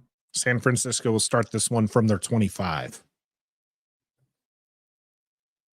San Francisco, 14-point favorites. Reminder, as we have a tie ball game here with 4:33 left to go, Brock Purdy looking to pass, throws this one out, wide open Kittle. Forbes gets in on the hit, then gets in Kittle's face. You just let Kittle get a first down. I don't think you can get in his face. Yeah. Yeah, my dude. Okay. I'm not sure. Looks like a zone. So, yeah, I think Forbes was a little excited that he, took on Kittle, who's a much bigger dude. Brock Purdy looking to pass again. Down the center, wide open Ayuk. It'll be a first down. Come on, defense. Why can't we be excited? Tommy, it's a birthday for Tommy. Happy birthday. Everybody start singing happy birthday wherever you are for Tommy T. I don't know if I can sing it without getting copyrighted, Tommy. So I'm just going to wish you a happy birthday. Screw it. Happy birthday to you. Happy birthday to you. Happy birthday, dear Tommy. Happy birthday to you. Happy birthday, Tommy, and a happy new year as well. Don't worry, everybody. I will be getting some actual singing lessons. So we got a 2nd and 2 now, as I got away from calling the game here. 2:52 and counting. Washington will start the third quarter with the ball. So San Francisco is going to try to eat up as much time as they can here. They are in Washington territory now. Ball is at the 27-yard line. Christian McCaffrey didn't get the first down, still staying upright before Cam Curl can make the tackle. But this one will be inside the 15. Looks like they're marking it off at the 14-yard line. That's a good age, Tommy. I am 38, so almost a decade behind you.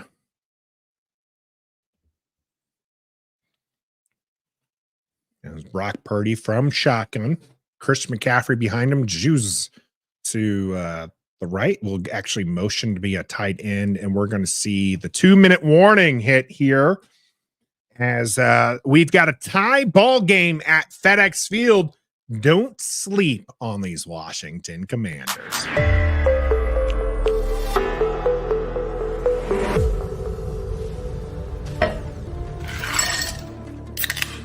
Don't Sleep Energy is a proud sponsor of Ref the District.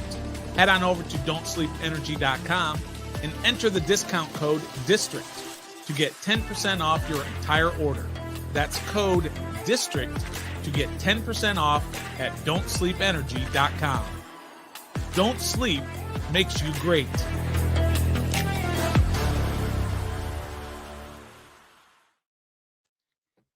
Washington tie ball game 10-10 against the San Francisco 49ers.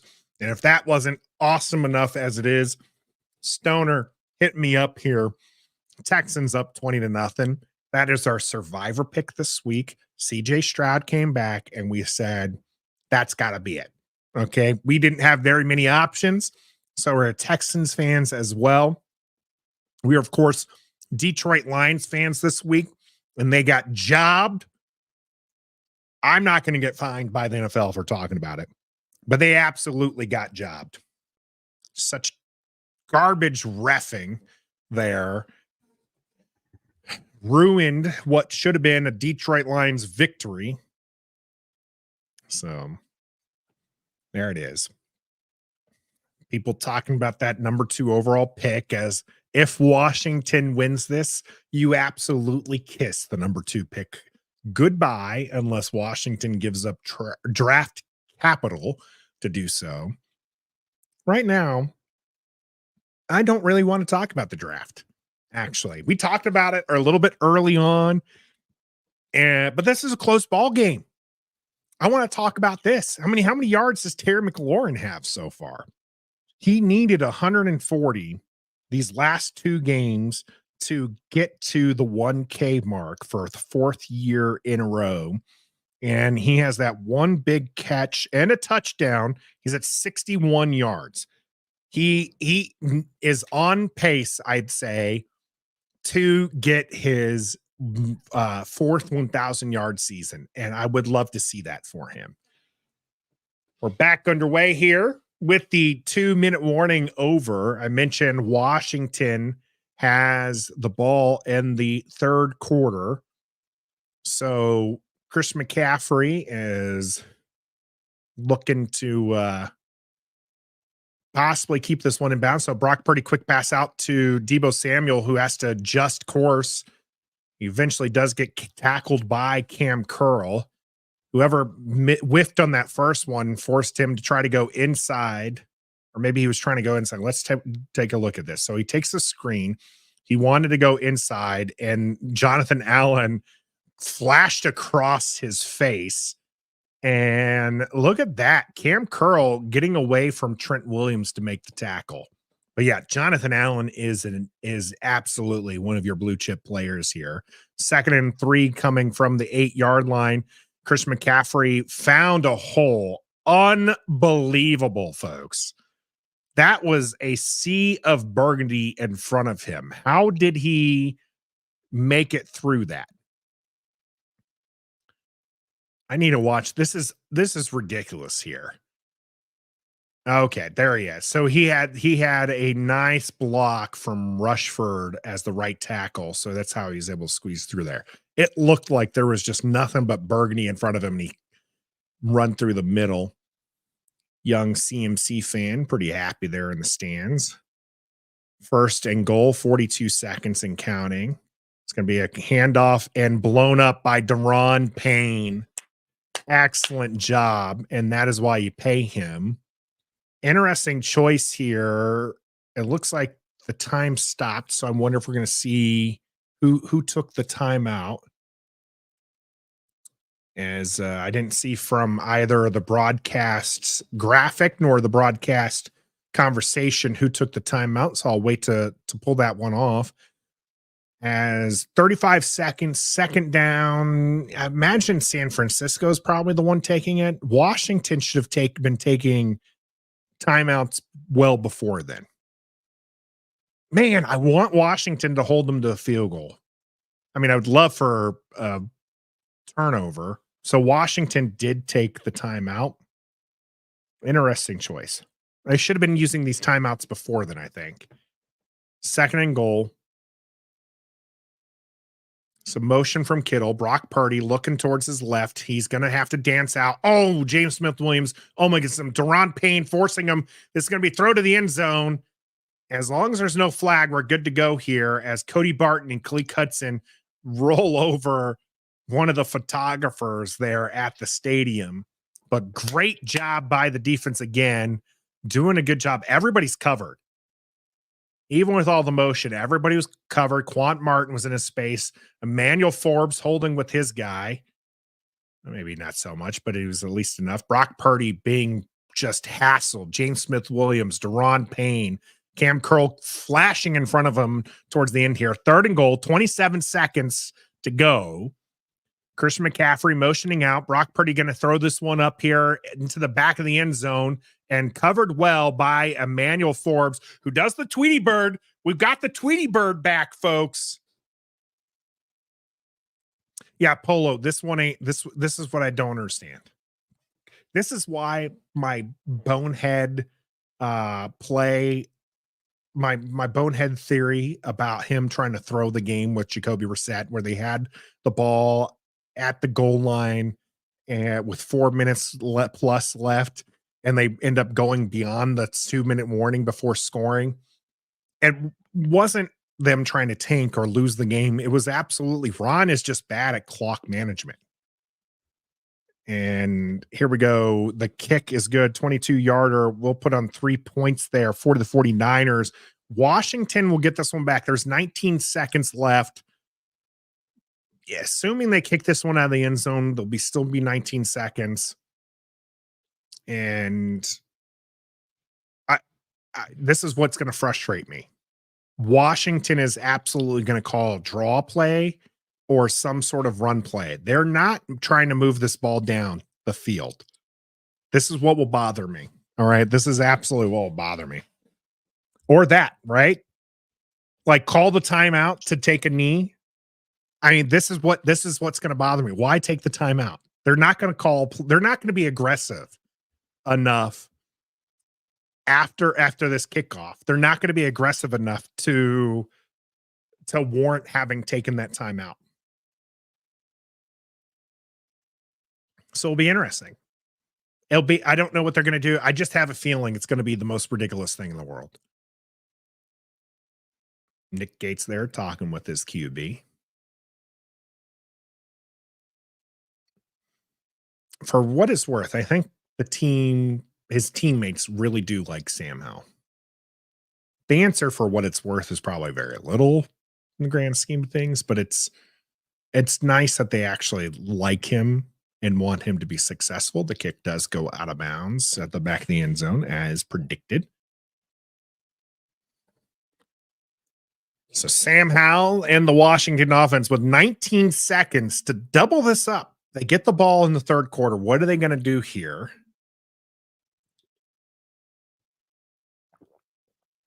I see Bates going out there. Terry McLaurin is going wide, I hope, and not just running off the field, because why would you want your best playmaker to be off the field? Sam Howell is going to be in shotgun, so they're going to try something here. That is a run, a delayed handoff to Antonio Gibson, and you got to figure that's going to eat up the clock, right? You don't run another play after that. It's 2nd and 11. Just take this one to the end zone. Chase Young is chatting up with all his friends from the Commander side, and that is halftime. What was that? What was that? Why take the timeout if that's what you're going to run? Why aren't you taking timeouts beforehand? That's baloney. Yeah, Andrew, I agree. That's just absolutely baloney. Baloney. All right. Yep. 4 bombs, throw a bomb, something.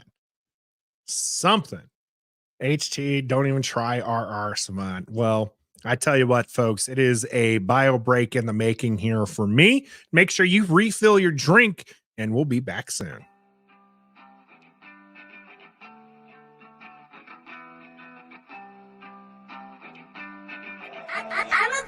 And they gifted Nathan in the stone. Yeah, that's ref the district. Come on now and join us. Let's go. And they gifted. We are Nathan in the stone. Yeah, that's ref the district. That's the podcast. Come on now and join us. You join in.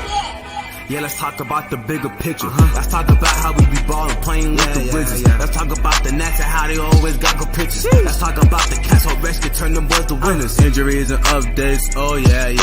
To the opponent, we stand toe to toe, yeah. To the top, this podcast gonna go, yeah. I think it's something you should know, yeah. And they good with them all season stats, that's a fact. And they can give you the season recap, yeah. You know that's for a fact. Yeah, it is. And you know we got our team on our back.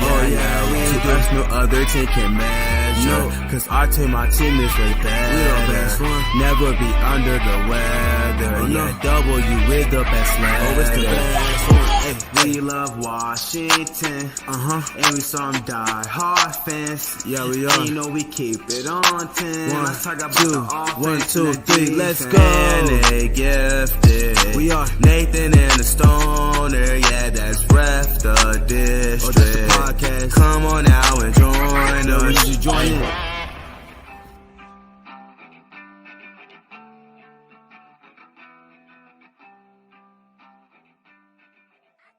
When I'm live streaming Commanders games with my boys on Ref the District, I gotta keep my energy level up, way up, over 100 at all times. Go! Kick 6, baby!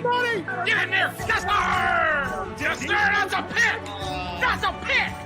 And the best way to do that is with the official energy drink of Ref the District, Don't Sleep Energy Drink.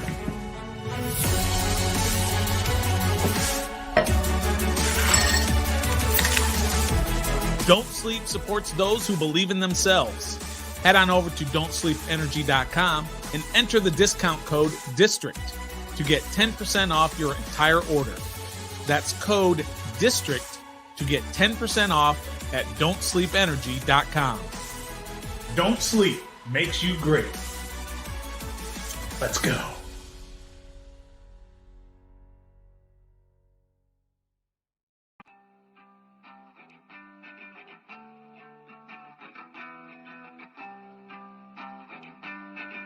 I'm a pretty And they gifted. Nathan and the Stone. Yeah, that's Ref the District. Come on now and join 1, 2, 3, us. let's go. And they gifted. We are Nathan and the Stoner. Yeah, that's Ref the District. that's the podcast. Come on now and join us. You join in. Yeah, let's talk about the bigger picture. Let's talk about how we be ballin', playing with the Wizards. Let's talk about the Nats and how they always got good pictures. Let's talk about the Cats who rescue, turn them boys to winners. Injuries and updates, oh yeah. To the opponent, we stand toe to toe, yeah. To the top, this podcast gonna go, yeah.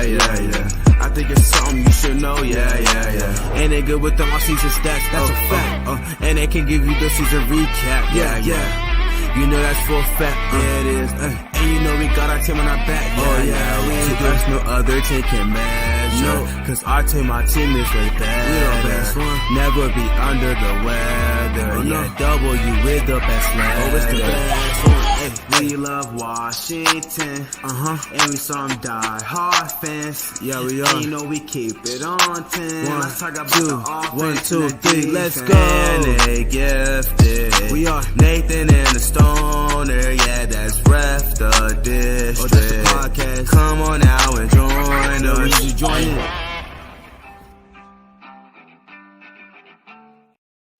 We are back here on Ref the District. I appreciate the patience for those sticking around here on Ref the District as I took the bio break. I was actually going to get some spiked eggnog, but I found out that I don't actually have my eggnog up here.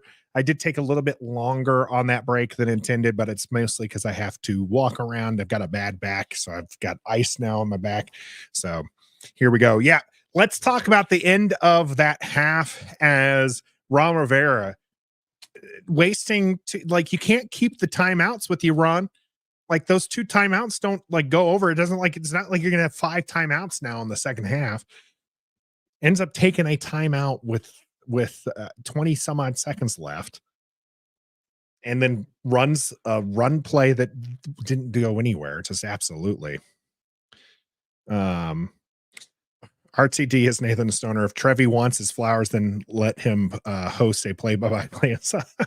Hey, Trev is an absolute big part of Ref the District. He's not in the song because that song was actually commissioned and paid for well before Trev was a part of the channel. So Stoner and I started the channel and Trev came on later. And so we had that song commissioned. We love Trev. He's absolutely a part of it. That song is something that Gus specifically likes to hear, and it is a great song. It is definitely a key to it. we had reached out to the music provider for the song to try to add Trev into it in some way, and we didn't get great feedback from it. Like we didn't get a good response, right? We didn't get anything. We're like, oh yeah, we'll try, and then everything, and so it didn't work out. I tried doing something with it, but it just sounded awkward because it was just like Nathan and the Stone and Trev was kind of like the concept I had, but unfortunately I don't have all the music parts to it to be able to do anything. I just have the song, the MP3 of it and everything. So I don't have the ability to kind of move parts around and kind of like fit something in that would feel natural. And we haven't heard even parts of it, even the non parts that call us out by name, because it's just, again, I don't have all the music parts to be able to do that with. So unfortunately, it'll be something we'll have to, try that.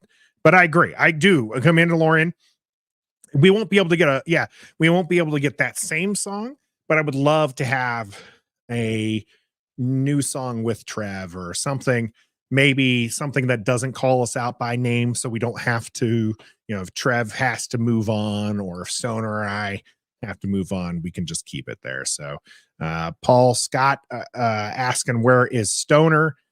He's with family. He's just popping in every now and then on his phone when he can get away from the family. Nathan saying Stoner can remove the bag.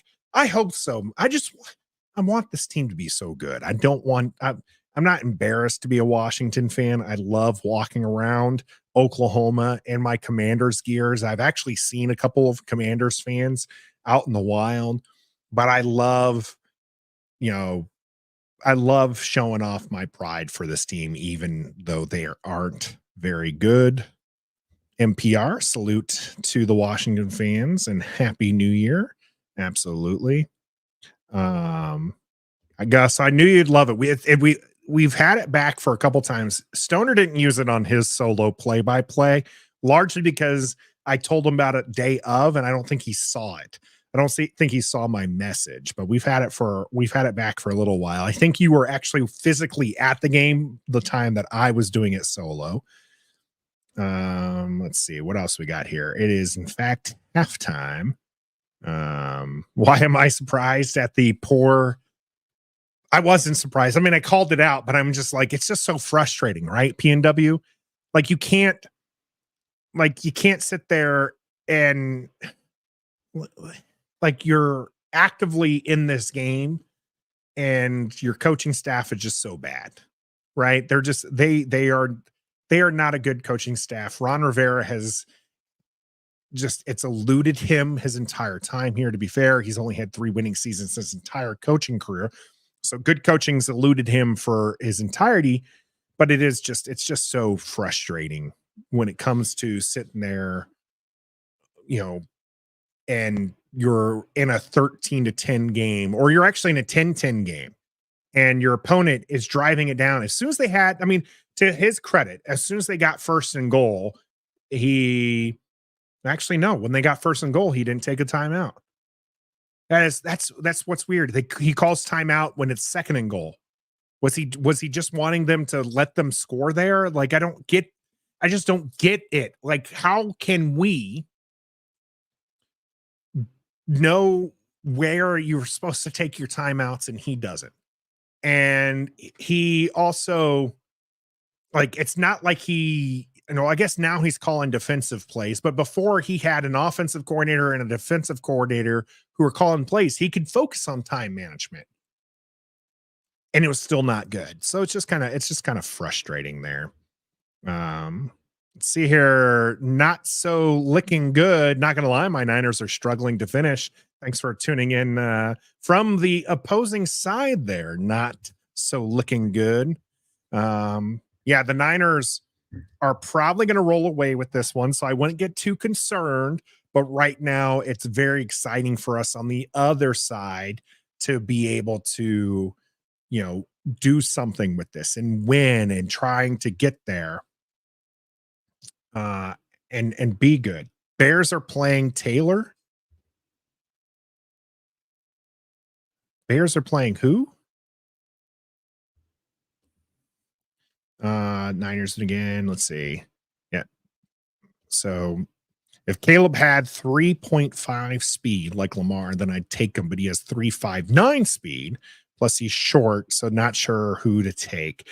Yeah, a lot of people pointing out to the fact that Caleb Williams is the same height as Sam Howell. Of course, the builds are different. Sam Howell is built like a fullback, and Caleb Williams is not. But the talent is still, this talent is just undeniable with Caleb Williams.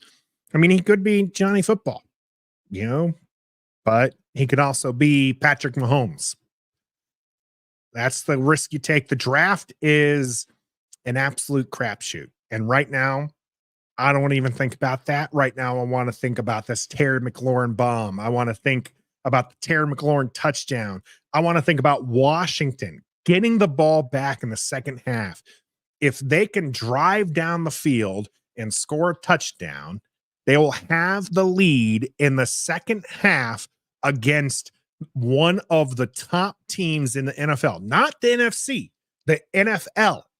And Washington will be competitive. Sam Howell right now competing with Brock Purdy. Both of these players taken in the same draft, both of them in the later rounds. Can Sam Howell be the better quarterback today? I sure hope so.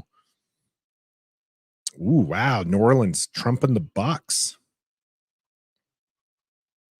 That's interesting. Absolutely. Don't we all love watching Dallas lose? We'll appreciate the support there. Not so looking good. Love to see the support. Anybody who cheers against Dallas is good in my book. I wish you were on our side today, but we'll take you tuning in from Twitch. That's always good to see. Mandalorian, we want a taller QB. Drake May, Jaden Daniels.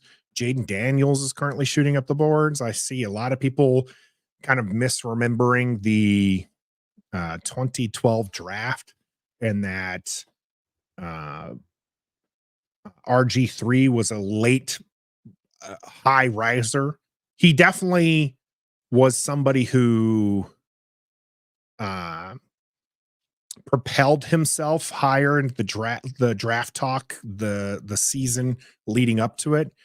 But make no mistake, when Washington made that move, it was RG3 or Andrew Luck. You were taking whoever the first person didn't take. Whoever Indianapolis didn't take, you were taking him. And that was before the draft came out. That was determined well before then. It's not Jaden Daniels will probably have a couple good pro days or indoor combine and probably find himself in the conversation for 3.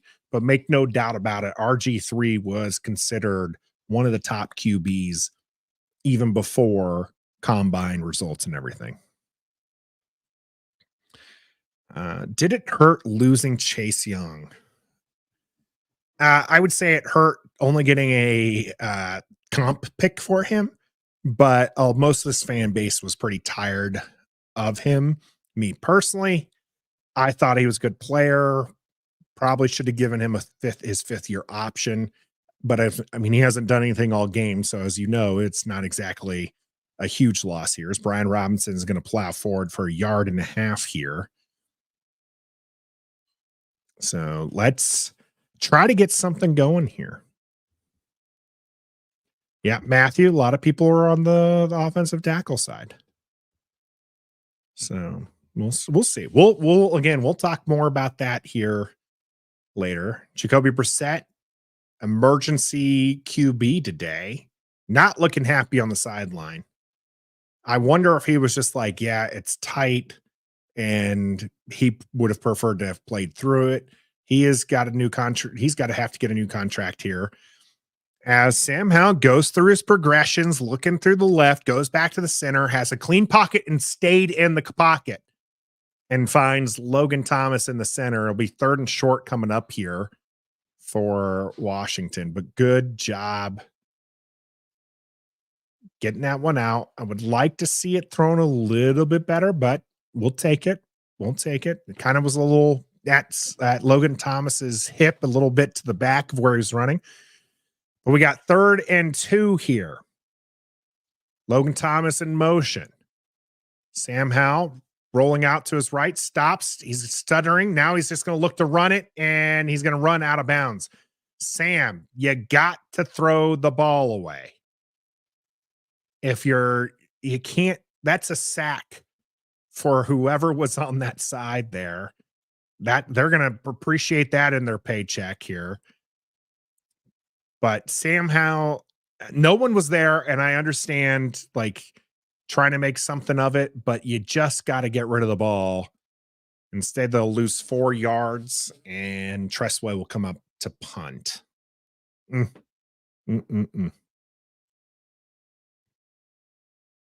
High snap. Tressway gets it out. Ball is going to be bouncing into the 20. We're going to start this one around the 18-yard line by the time it's picked up. Great punt by one of our best players, Tressway. Oh, my goodness. By the way, what is with these long snappers trying to get Tressway killed? The high snap again. I thought we got rid of the high snappers. We don't need a high snapper. We need a long snapper.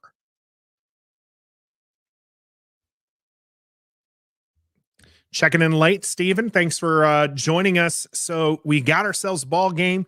Sam Howell has kept his head. He's got a long bomb to Terry McLaurin. The touchdown was a beautiful back shoulder throw to Terry. So good connection there early on. Brian Robinson has been bulldozing people. Ron Rivera still can't time manage his way into anything. And 49ers not looking like one of the best teams in the NFL right now against the lowly Washington Commanders. We'll see if that changes here in the second half, but we do appreciate you, Steven, jumping in here. Oh, and it's Tommy T's birthday, so wish him a happy birthday. Yeah, 54-yard punt. Just an absolute monster. Love Tressway. Tressway is a legend. Good to go. Why doesn't EB run the ball on 3rd and 2? Samantha, I don't think you have to run the ball, but whatever play was called obviously didn't work. I thought there might have been something when Sam Howell started rolling over to his left, but then he, had to pull it up. He stopped, and then the right side of the field was closed. So he just continued running to his left. And at that point, he just needs to throw it out of bounds. Maybe he doesn't throw it out of bounds because of the play design. And this is something I'll have to watch on tape again. If it were a design screen of some sort and he throws it, then there's a penalty for an ineligible man downfield. So, but he just ends up eating it for a 4-yard loss. And those are the things that get you frustrated, whether or not that's Eric Bieniemy or Sam Howell. But that's definitely why we end up calling him Eric Millhouse Bieniemy. All right. And you have to put in, I think it's $6 to change his name. So we do that every week. It starts off $5. We can get you a name change there. It'll be 1st and 10 from the 17 and a clean. Get this ball's on the ground. I don't think this is caught. Kittle looks a little banged up, but he's going to get up, and hopefully they call this no. Yeah, so they're going to call this no catch here from Kittle, who just got his legs just knocked out from underneath him from, oh man, he had an up and down. I'm trying to see who went low. So it was Quan Martin who goes low and Emmanuel Forbes who went high, and Kittle just gets walloped onto the ground. And here we go. Brock Purdy looking to pass again. Gets this into the middle to Christian McCaffrey, who just stutter steps. Hudson's going to keep him short of the first down. I mean, it's going to be close. Wow, that's a great spot from the officiating crew, as it didn't look like he was that close. Kittle's going to come back in. Just banged up for a little bit.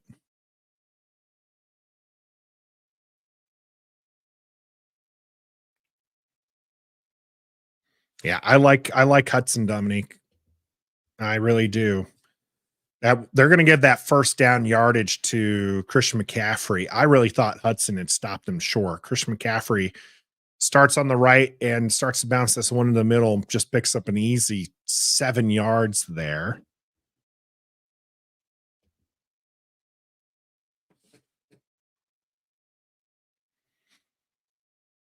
As Jonathan Allen on Trent Williams getting bear hugged into the ground. Second and 3. I would really, really like a Washington stop. I want Sam Howell to give Washington the lead. Instead, we're going to see the backup running back get a first down for San Francisco. So Mitchell with the run. Moving the chains. It's a little chain mover.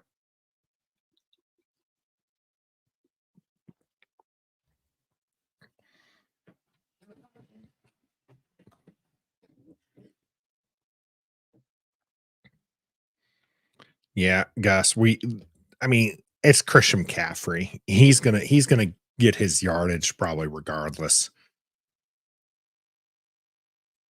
So here we go. Mitchell off to the left-hand side, and that was a whiff by Cody Barton. Cody Barton should have had him tackled for 2-yard gain and not the 6 yards it was.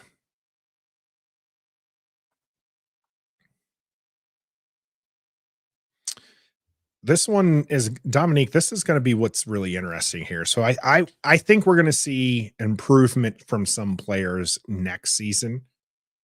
Players like Emmanuel Forbes will probably improve. Jahan Dotson will probably see some improvement.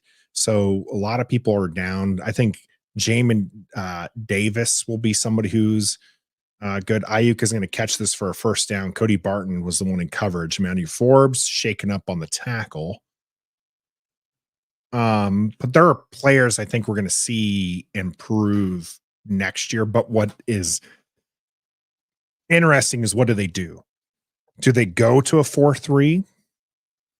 If they go to a 4-3, does that make Mathis your nose tackle, Allen and Payne your edge rushers, and then people like KJ Henry and Andre Jones your outside linebackers?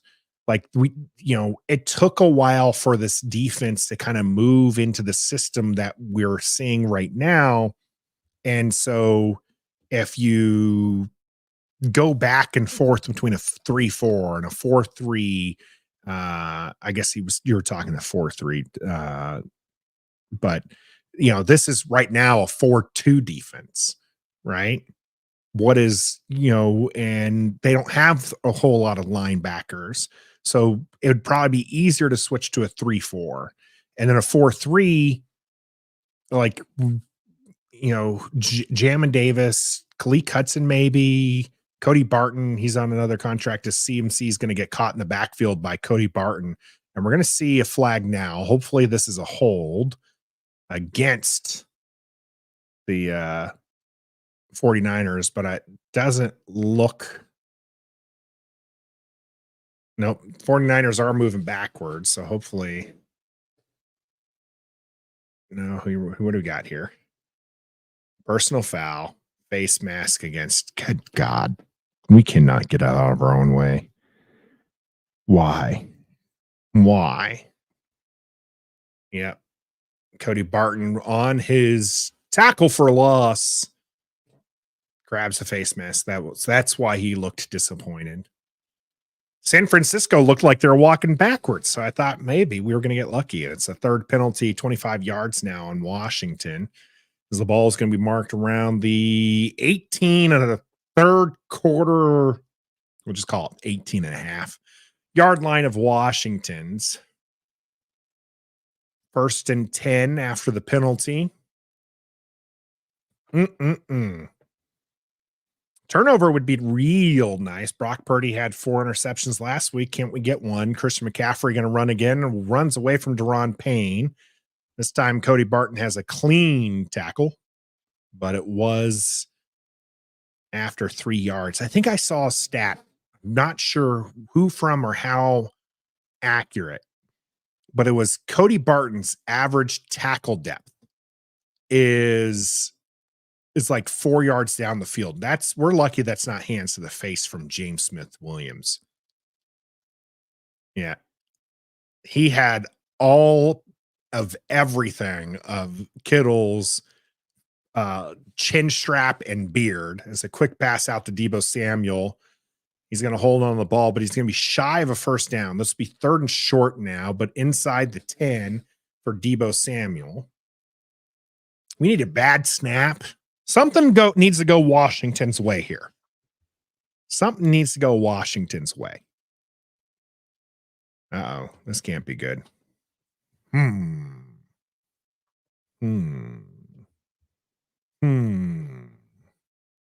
Yeah, Kevin, this game is by far more competitive than I think most of us were thinking it was going to be. I mean, even Bet Online had them as 14-point favorites as Christian McCaffrey is going to get the first down, holds on the ball, gets right around that 5-yard line. Sorry, this is Mitchell who is with the carry.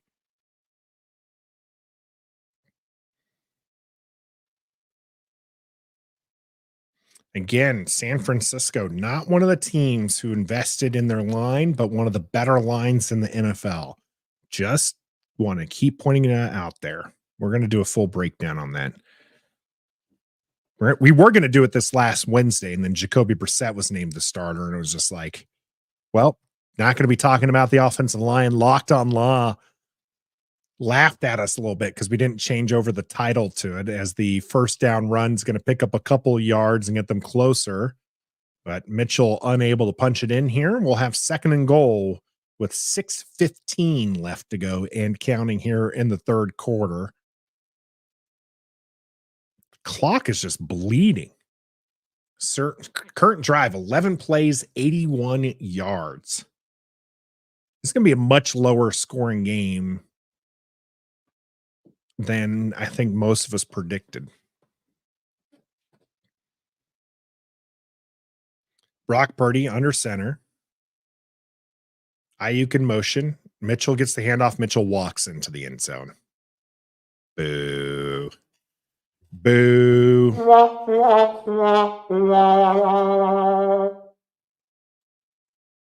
So it does mean Sam Howell won't be able to take the lead for Washington. But we will see what he can do here. The Lemon, in case you're wondering, when so the stream, like I'm streaming it on YouTube TV, which sometimes has a delay from cable, and then you're watching a YouTube feed, and so the YouTube stream tends to be behind. So yeah, so that's why I try to give also some time markers to understand where it is. Just because we do provide the play-by-play and commentary, but it is not halftime. There we go. That's a good correction there. It is, in fact, 3rd quarter. But yeah, so there's a bit of a delay. So if you're tuning in, and there's a slight delay there as they get up there. I did not watch. I did not watch the extra point. Did they get an extra point? I'm just going to assume they got the extra point until someone corrects me there. But yeah, Lemon, we do appreciate you tuning in, and I will provide all play-by-play and a lot of the commentary. It just might be late. That does benefit you. Have us on, you can even put me on mute, right, as you're watching. And then as soon as you see a good play, unmute me to see the reaction.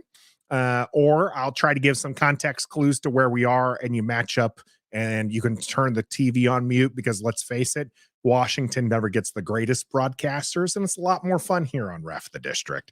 So EP corrected me, make sure I did get that there, that the extra point was good. So yeah, that hamstring, Samantha, the hamstring. So my man Jacoby Brissett was probably asked, hey, are you feeling a little sore, a little tight? And it's like, yeah, maybe a little bit in my hamstring. Like, okay, you're on the injury report. You're going to be questionable. And he got the picture. He understood. That's tinfoil hat time, although this is just a Happy New Year hat. So, Nick, Cheeseman is gone, but that was for 49ers extra point. And even though Cheeseman is gone, there was a high snap there to Tressway that kicked this one off from Addington. That had me a little worried. Yeah. 49ers length of the field there. Oh, wow. I didn't realize this for the 49ers. They clinched the number 1 seed, beating Washington and the Eagles losing. Eagles not losing, however. The Eagles are up 21-13 over the Cardinals.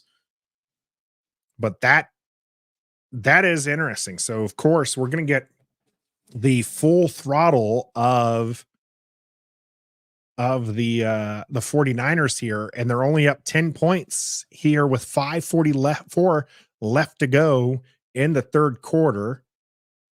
The kick here for San Francisco is up, and this one's not going to be returned by Pringle as it bounces in and out of the end zone. So Washington will start at the 25-yard line. Season is over for Washington. Nothing really to play for, but the last 2 teams we're facing, plenty to play for. As Dallas won their last game, and the Eagles, if they win this game, the Dallas Cowboys will need to win theirs and hope that the Eagles will lose their last game to clinch the NFC East. Here we go. Sam Howell from shotgun, quick pass. That's going to get Logan Thomas on the box score there. 6-yard gain, bringing up 2nd and 4. Quick decision, quick pass from Sam Howell. So, sorry, that was Logan Thomas's second catch. He does have 14 yards. As this is an awful time for YouTube TV to have that little ring show up here. We're good to go there. 17, 16, 15 seconds on the play clock, 5:13 to go. It's going to be a handoff to Brian Robinson, who shakes and bakes his way forward, keeps upright, and gets another Washington first down. Love to see it.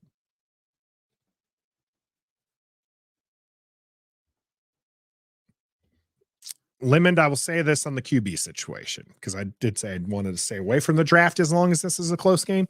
If you have a chance to upgrade the position, you take the chance to upgrade the position. That's it. If the GM says run Sam Howell back with a better roster, I'm for it. If he says get a QB, hey, I'm for that too. As Curtis Samuel's in motion, and this one's going to be to Gibson. Yeah, this will be incomplete. Too many people excited about a forward pass hitting the ground. Not a good pass that time from Sam Howell, but not even a good attempt to catch it from Antonio Gibson, or as we will call him when he makes a bad play, Gibby. I want to see it again before I bring out that Gibby moniker.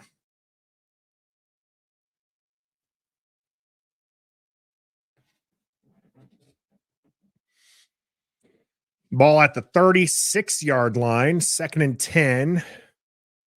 Sam Howell, empty backfield.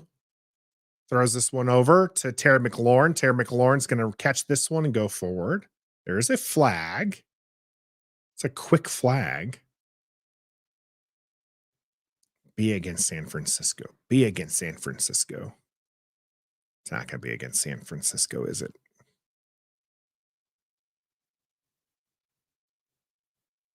Yeah. This is not looking like it's going to go Washington's way. So we got another hands to the face, and he is going to take that one. That's against Washington. On Trent Scott. I think is this going to be a makeup play? Let's see what happens here. So, nope, that's just hands to the face. That was just good old-fashioned hands to the face. Nick Bosa. Trent Scott's like, I'm lined up against Nick Bosa. What do you mean? I mean, what can I do? 2nd and 20 now for Washington. Man, it was so fun. We got that first down, wasn't it? Oof. Empty. Nope. Sorry. Antonio Gibson to the left. Fakes to him. Rolling through the pocket. Throwing it downfield. Good. That's Curtis Samuel with the catch. And another Washington first down. Love it. Oh, man. That was a beautiful pass. That was the wow throw we're talking about. Up and over the linebacker and right into the wide receiver. Could it have been better? Sure. If he throws him a little bit towards the sideline there, you know, you pick up maybe an extra 5-7 yards, but that was a nice throw. That was a nice throw. Here we go. Sam Howell. Gibson still the back. This is going to be a screen to him. He manages to get through the first guy. He gets through the second guy. He's going to get a first down for Washington, and we're moving the ball. Washington. First down. We're rumbling. We're tumbling. Antonio Gibson. Look at this.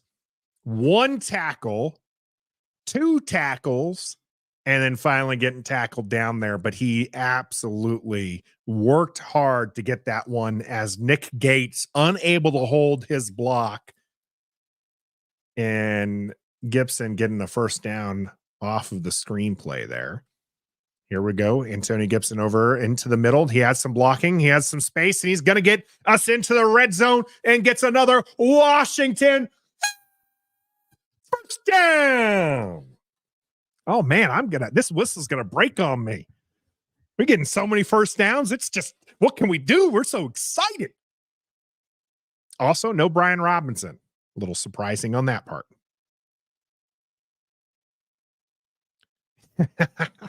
PNW, right? Be aggressive. Be aggressive.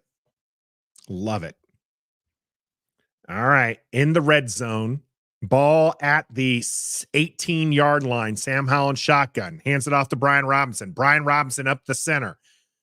Brian Robinson with 5, maybe 6 yards off of this. So no worries for those Brian Robinson fans. He's still doing just fine.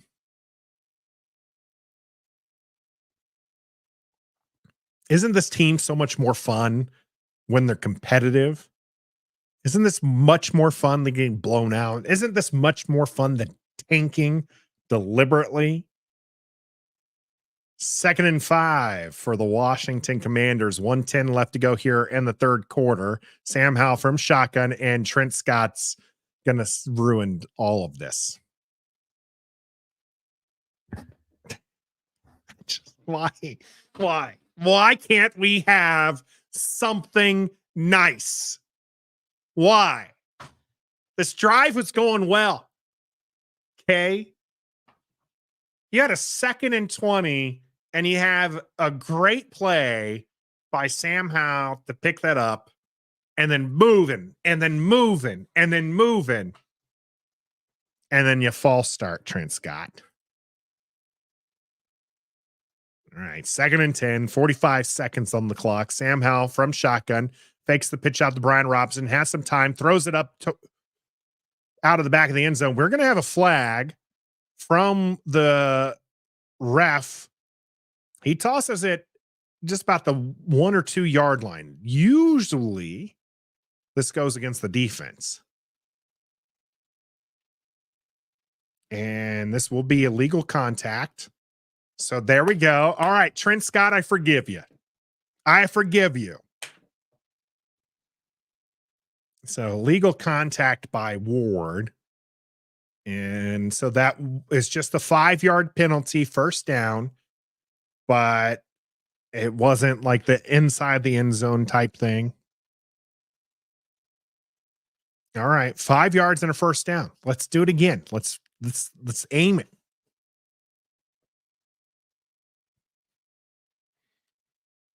All right, 1st and 10. Let's go. I'm sure I don't have to tell you this, but Sam Howell's in shotgun.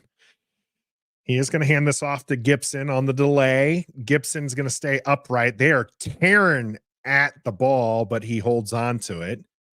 Only 2 yards on the pickup. Chase Young in on the tackle.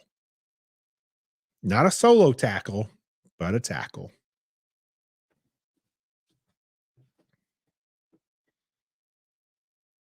Gotta love those delayed shotgun runs.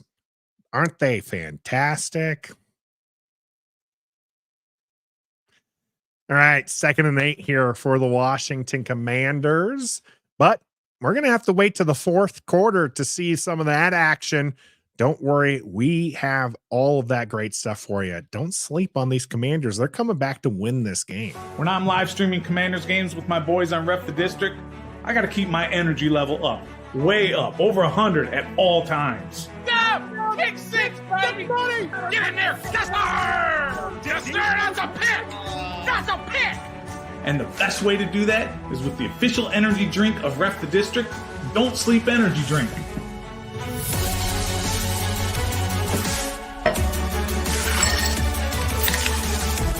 Don't Sleep supports those who believe in themselves. Head on over to don'tsleepenergy.com and enter the discount code DISTRICT to get 10% off your entire order. That's code DISTRICT to get 10% off at don'tsleepenergy.com. Don't Sleep makes you great. Let's go.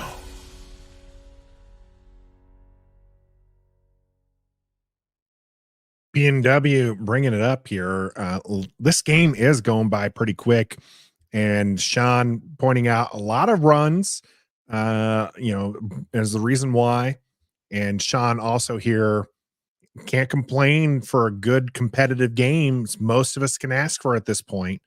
It is. I mean, it's good to be competitive.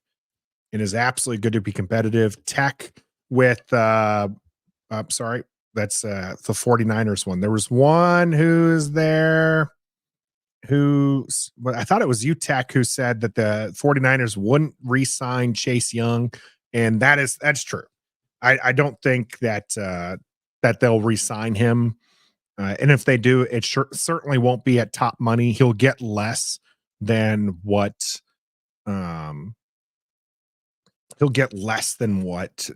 Montez Sweat got. I mean, the stats just aren't there for him to do that. As far as your stats when it comes to running the ball, San Francisco so far 25 rushes and 13 rushes for the Washington Commanders.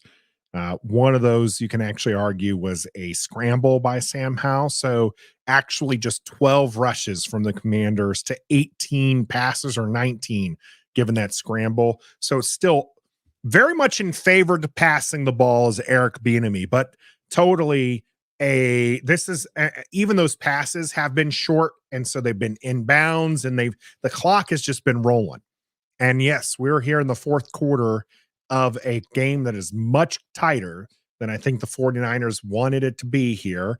We're going to see a screenplay and almost dropped and intercepted.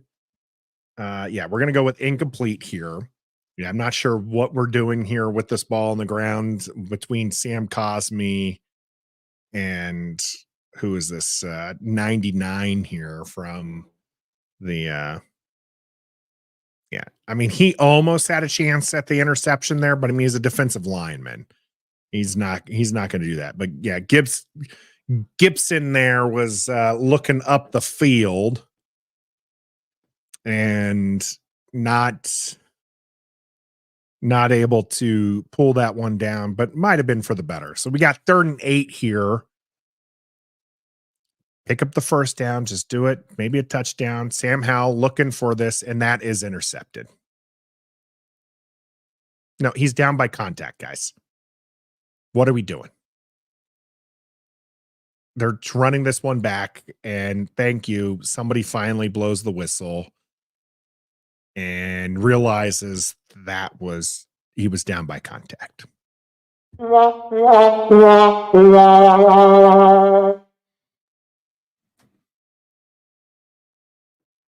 Well,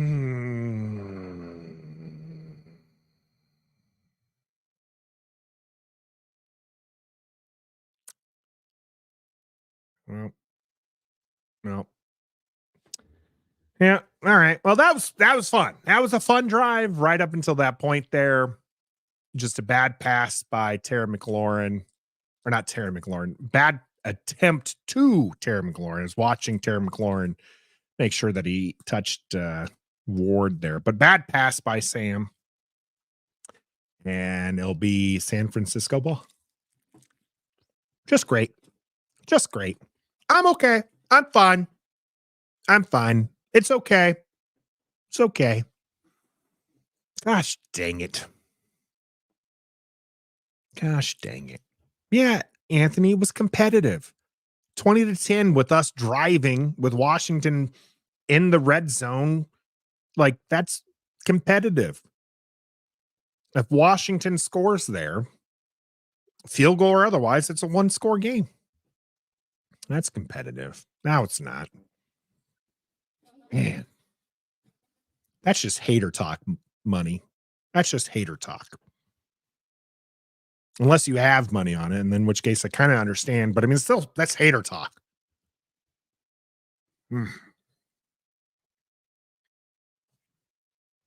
This is true. This is true. He didn't force Sam to throw that interception. And I would argue, even with the pass disparity up to this point, that he has called a fairly decent game. Yeah. All right. All right.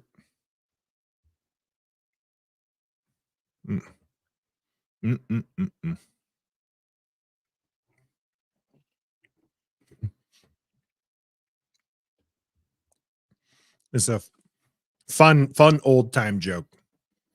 Sam would be a great baker because he loves handing out turnovers. Yeah, it's a fun one. Yeah. Rough. He really didn't. I mean, he actually had, outside of that Buffalo game, he was actually doing fairly well on the turnover game. Well, I think there was one more game that he had bad turnover. But yeah, these last like 6 games, he's been awful. Oh my goodness. And he probably has Logan Thomas in the back of the end zone. Man, what was it here? What was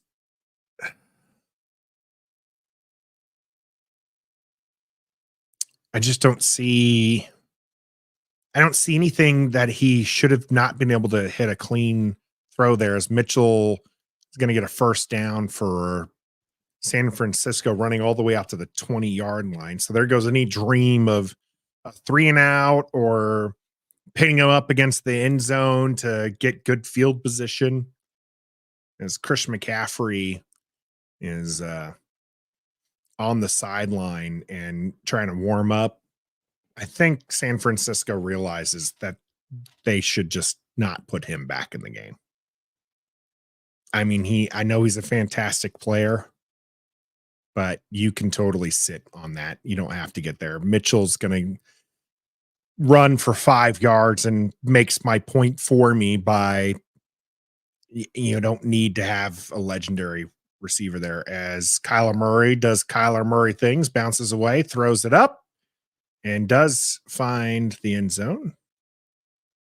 So much tighter game there, 21-21 against the Philadelphia Eagles.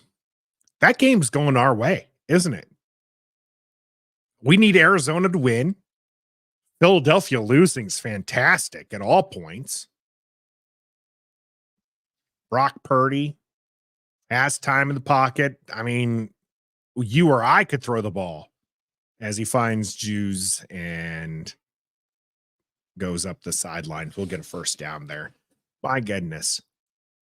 If you can't get after the quarterback, I mean, he had, 5-6 seconds back here? He didn't have to move around either. His late movement was more his own doing than anything. I still can't believe Brock Purdy is doing as well as he is. I've watched him far too many times at Iowa State. Mitchell with the hand, or takes his hand off and only gets 3 yards that time. Now, this is what I'm talking about, right? You sit CMC. You don't need to do anything over. You don't need to do anything else. How's it going off, too? Thanks for joining us all the way from Cincinnati. So, yeah, Tommy, there's no pass rush. There's 0. You gave up your 2 pass rushing edge rushers. And that's frustrating. You're going to have to draft new ones. Brock Purdy, now running for his life from Jonathan Allen, does find the fullback in the center of the field for a first down. 12 minutes to go here in the fourth quarter. Man, that just took all the wind out of our sails. We were pumped. We were excited. And this game's not over by any means, but now it just feels ugly.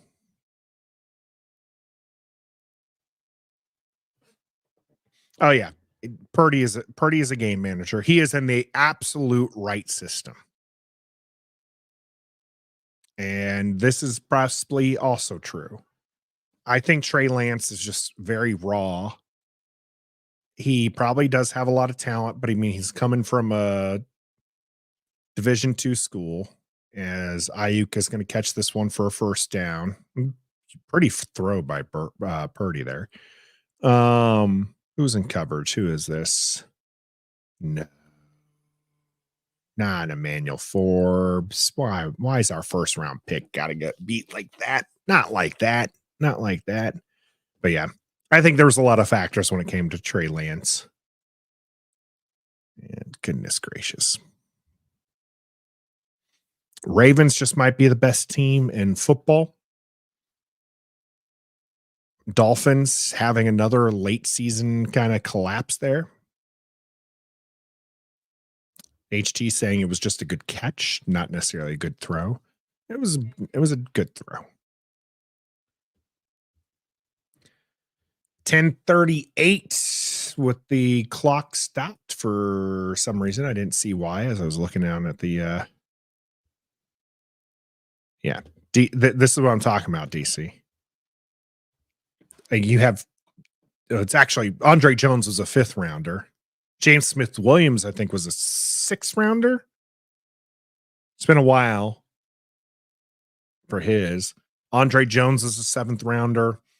Casey Toohill, I don't remember, but he's a journey. He's going to be a journeyman. His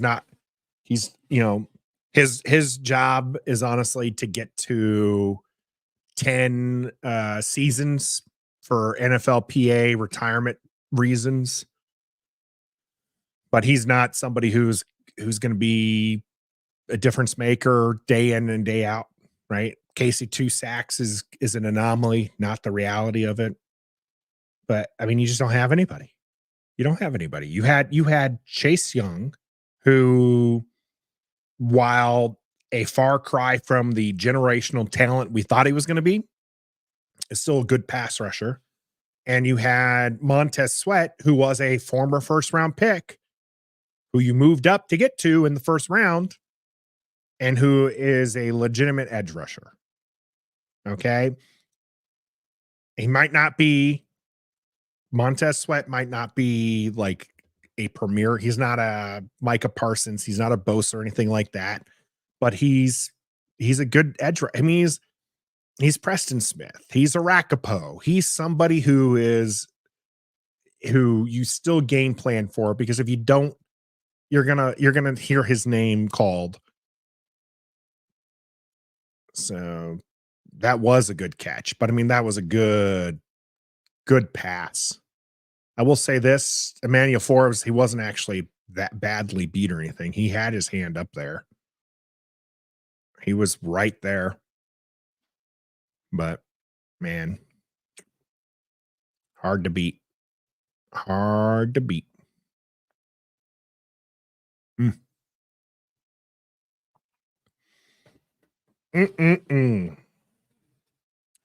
Washington down 10 points. San Francisco driving here.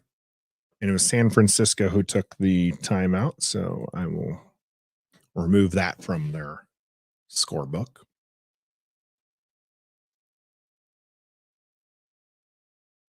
Brock Purdy in shotgun, Deebo Samuel in motion. And of course, that means he's going to get the ball, run over to the left-hand side. He is still running after a first down. He will get them to goal to go situation. And we have a flag. And this is, if this isn't holding, this has got to be what, like a late hit or something? What is this? So we do have holding. So this will get called back. So good. I'm going to call holding on number 10, Bell. Trying to keep that outside, and no helmet on Deron Payne, who is laying down in the end zone. Nope, sorry, it's Christian Holmes. I saw the 4. This is why, as a broadcaster, you don't make those wild assumptions until you can see clearly. I saw the 4, and that I went with that. And I was wrong. Christian Holmes on the ground. Washington already missing Fuller and Benjamin St. Juste, and now Tariq Castro Fields. Maybe Christian Holmes as well. What? P&W? No. Come on, people. Hit that like button. Listen to P&W. Can't believe you haven't. If you don't like me eating beef sticks, come on, hit that like button. You got to stop me somehow.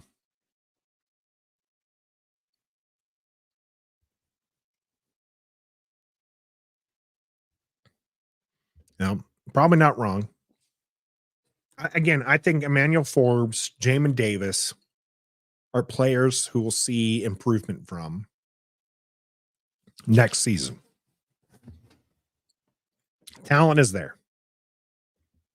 Talent is there. Moss, he's 72. Could be. Could be just because P&W came in early and it doesn't necessarily update. So I would check, but if I check, then I have to hear myself, and I don't want to hear myself. Let's see if I can do it on my phone where it's a little bit quieter. But we have an injury timeout. Christian Holmes on the field. San Francisco threatening to score yet again. We got 209 currently watching, and I have on my screen only 95 likes. We can get that number up. Get 100 for Stoner. Christian Holmes still down. Hudson, Allen, Brown out there on their knees. As we'll see what happened here as Christian Holmes gets up and leveled by what? What was he doing? He was upright against Williams, and then he goes down.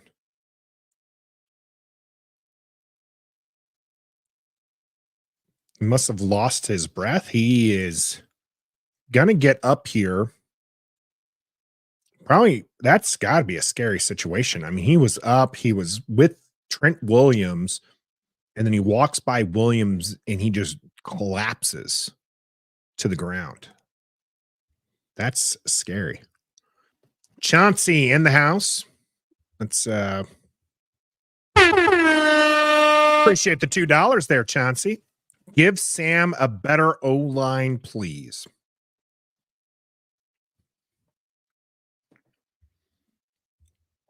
Can we just get a better O-line regardless of Sam? Does it have to be for Sam? Chauncey? Anybody? Does the line improvement have to be determined by the QB, or can we just improve the line? Hot take alert. We need a center, and you can argue a left tackle. You can argue a left guard. I would definitely say a right tackle, and Cosme is good at right guard. Yes, you drafted him. You wanted him to be a tackle. But I would say definite center and definite right tackle. Maybe left guard and maybe left tackle. Charles Leno's better than people give him credit for.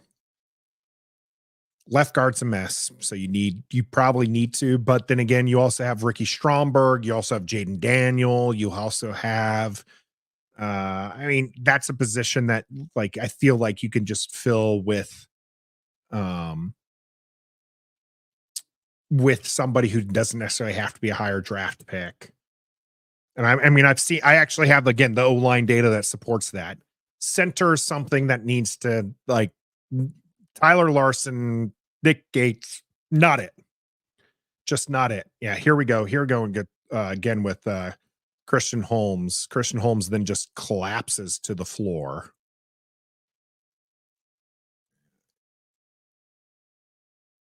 Did he trip over the thing? No, something was, he just fell to the ground. He's on the sidelines now, being tended to. Looks like they may or may not bring him to the cart and take him to the locker room.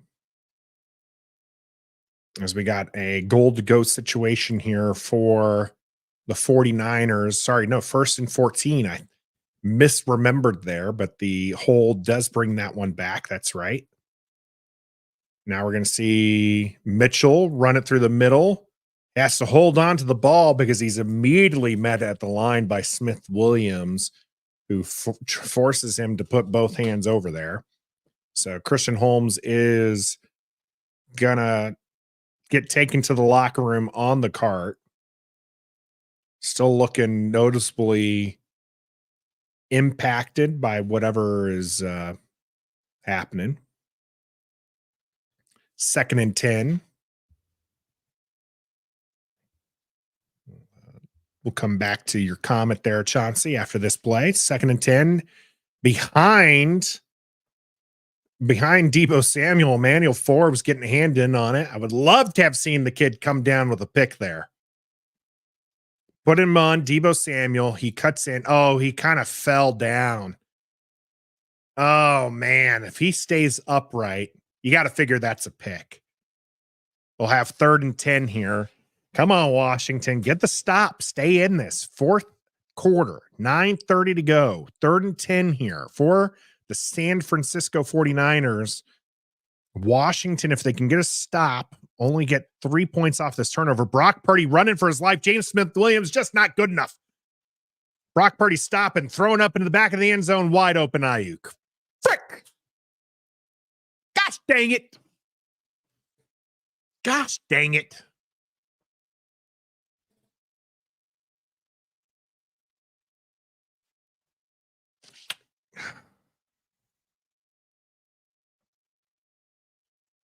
Again, pass rush just isn't there as James Smith-Williams gets juked. Brock Purdy dictating traffic, has time, finds Ayuk all the way across the field. Emmanuel Forbes in initial coverage here. Ayuk just stops, runs to the back corner. Got a 27-10 game. And now that we got that, I'd ask the question, if it's Sam Howell we need the line for, if it's just, can we just get it ourselves? And Chauncey with another $2 donation. Thank you, Chauncey. Says Sam could play with the right offensive coordinator calling plays. Maybe he could, Chauncey. He hasn't had much luck with this one, and I haven't really seen. We've seen a lack of great plays for most of the season. That's the problem. That's why he opened up the door. But he was supposed to be like he did so well in the beginning. I think if we stopped week 8, maybe week 9, you would probably say Sam Howell is good enough to start another season. But the problem is the season didn't end there. the season continued and we started seeing lack of good play. And in fact, we started an increase in really bad play. And so that's where we are with Sam Howell. An interception here in this game is another point. That wasn't Eric Bieniemy. That wasn't the play call. That was Sam Howell with a bad pass. It's a bad pass. So, yeah, Joey, I mean, this is what a lot of people are going to point to. Jacoby Brissett played well, and I think that's why we were going to see Jacoby Brissett this week, was because people wanted to see this offense from start to go with Jacoby Brissett to see, was this Sam? Was this a second half thing? What was it? And I don't think you could really compare that. I think that's apples to oranges type deal. But I mean, it is just, it's unfortunate, I think. It really is. It really, really is. Tech, this can't happen. If only, right? But Jacoby is the emergency QB. I will tell you this with absolute certainty. If Sam Howell gets benched for Jake Fromm, he is not the guy. Okay? If you are playing so bad that the current staff says, I rather see Jake Fromm, State Farm, then you're not the guy. You're not the guy.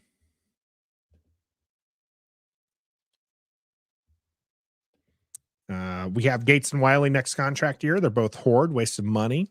And Leno is a swing tackle, not a starter. Dave, you're right on half of that. Gates and Wiley on contract next year? Yes. Both hoard.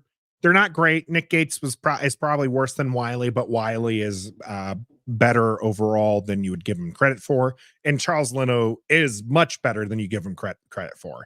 He is the starting NFL tackle. In fact, he is in that 15 to 20 range of starting NFL tackles. So not bad, not great, but not bad. 1st and 10 from the 25 with 9:20. Washington finding themselves down 17 points. Let's see some good things happen here. Sam Howell in the middle to Logan Thomas. Logan Thomas spinning and spinning and spinning. We'll pick up 6 yards on this one.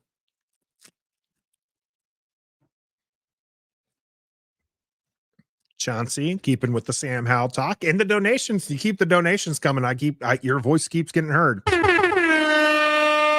EB hasn't protected a 23-year-old rookie QB, period. Sam Howell throwing this one up. That's another interception. Chauncey, you're going to miss me with the Sam Howell talk right now. You're going to miss me with it. Okay. Also, 2 things. Sam Howell ain't a rookie. He's a first-year starter, but he's not a rookie. Oh, Sam Howell has an argument here. He goes over to the head official and says, I can't get hands to the face. He absolutely does get at the tail end of that a hand to his helmet, but he threw another bad pass and another interception.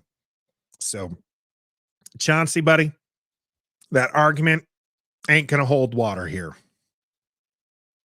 Mm-mm-mm-mm. Mm-mm-mm-mm. Mm.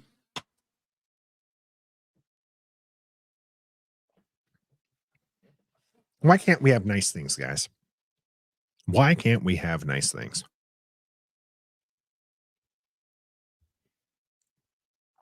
This would be awful. DC, I will be thoroughly disappointed if this is the case. I have a medical thing happening on Friday, and so I'm kind of questionable whether or not I'll be there Sunday. I'm planning to be there Sunday against the Dallas game. They're being here on the channel. But if that game gets ugly and I need to rest, I might have to leave Stoner to his own devices on that one, because I'm medically speaking, I would just have to sit that one out. Like, you gotta be killing me here. Killing me, Smalls. Not two. That's coming off. We're no longer having a happy new year here watching this game. I'm wearing the beads and everything. Man, it was supposed to be a celebration. We were having fun. Back-to-back interceptions by Sam Howell. Back-to-back drives ending in interceptions by Sam Howell. Correct. Intercepted by Lenore. Like, who is this guy? Come on. Goodness gracious. Man.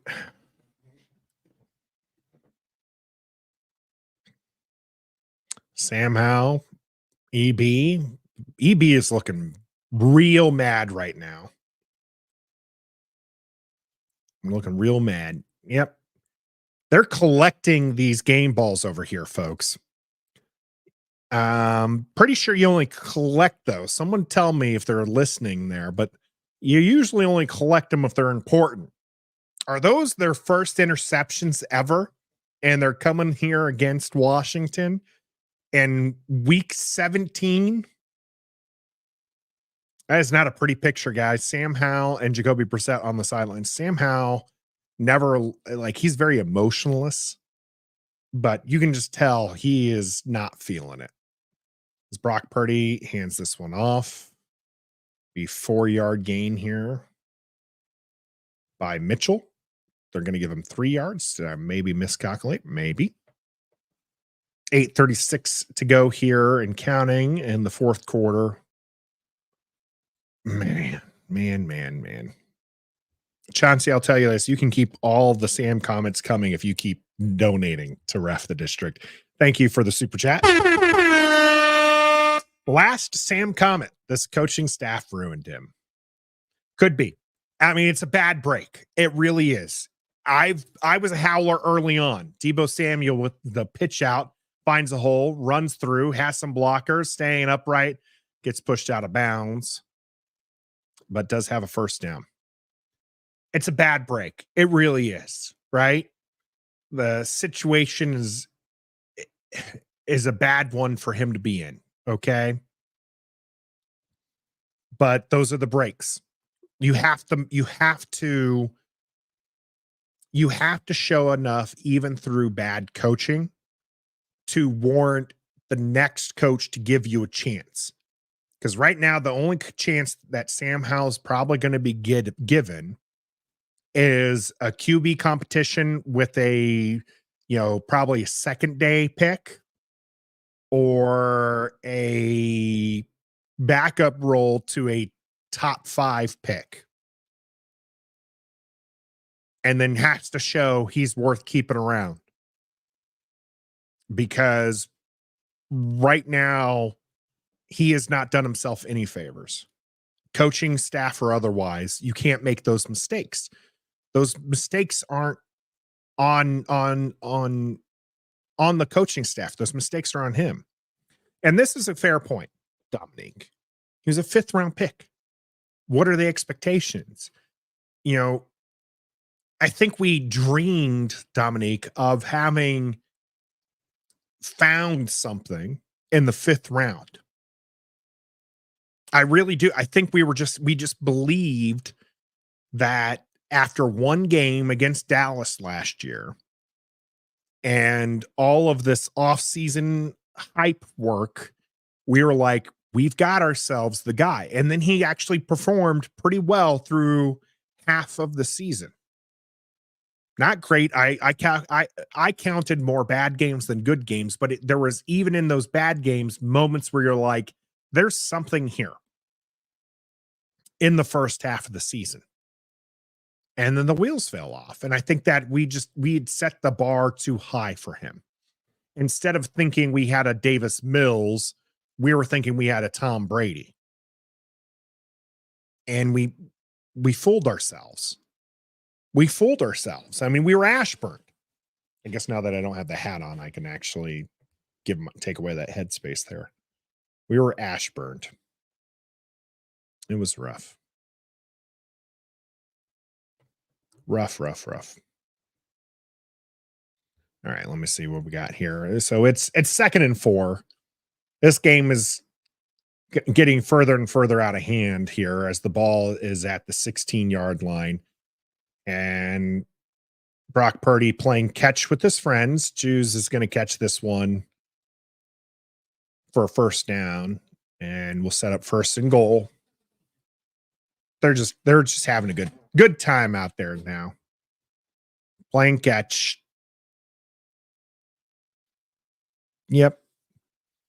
Let's see.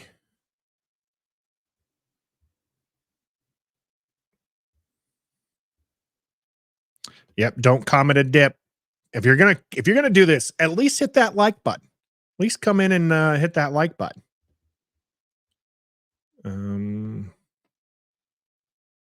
Mitchell over to the left-hand side is gonna get pushed out of bounds.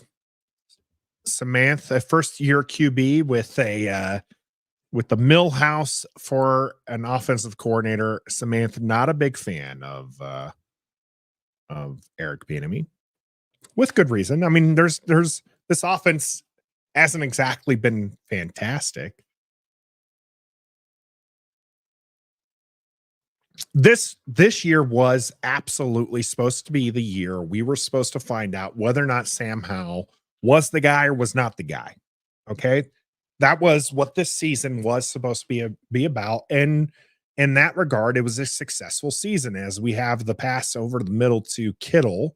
It's going to get down to the 2-yard line and bring up 3rd and goal. In my opinion, San Francisco should go for it on 4th down here, because I'm hoping Washington can at least stop them on 3rd down. 3rd and goal, 5:52 and counting here in the 4th quarter.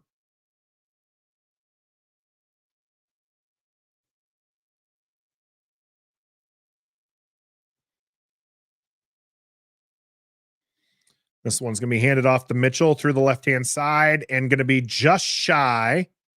We'll be at the 1-yard line. Go for it, San Francisco. Either put us out of our misery or Washington defense breathe some life into this by getting a stop. Washington goes all the way down the field and 1:30 puts up 7. That's a 10-point game. Okay, this game's so far out of hand. It's not even funny. Here we go. 4th and goal. Gonna have the handoff to Mitchell. Big bodies. Everybody's getting stopped. Washington getting the 4th and goal stop. And then Miracle Whip. Having himself a game today. Coming from the middle linebacker spot here. Is going to track down Mitchell, avoids. Man, did you see that shoulder dip? Look at the shoulder dip here coming from Mayo as he gets behind the offensive lineman charged with blocking him, and he dips in there and gets the stop on 4th and goal. Congrats, David Mayo. Having yourself a game to close out 2023. Way to go, sir. Way to go, Miracle Whip. All right. Yeah, this would be so bad, Tech. This would be so Washington a safety would be. I don't even know what I would say. Please don't happen. You know what would be worse is a safety by way of intentional grounding. Here we go. Quick pass out to Brian Robinson. He does get outside. He loses yardage on this, by the way. God, no. Please, no. Please don't be prophetic. Please don't be. I can't do this. I can't do this. Please don't do this. Oh, my goodness. He lost a yard. Ball's at the 1-yard line. It's 2nd and 11. Oh, my goodness. Sam Howell in shotgun. Brian Robinson back there. Sam Howell, just don't pull a Dan Orlovsky, passes into the center, does get caught. Brian Robinson giving them some breathing space. I'm going to take off this message. Can't jinx ourselves now. Oh my goodness.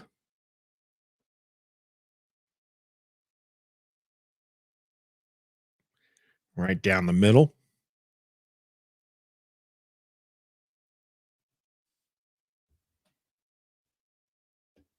We have Dallas next week, Rent, and that hopefully will be a victory for us because I hate losing to Dallas.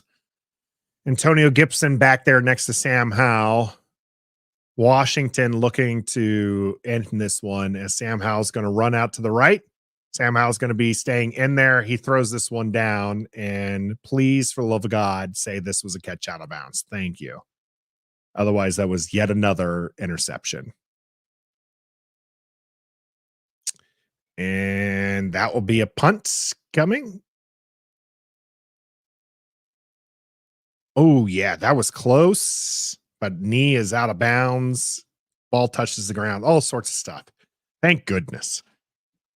We get to see my man, Tressway, go out there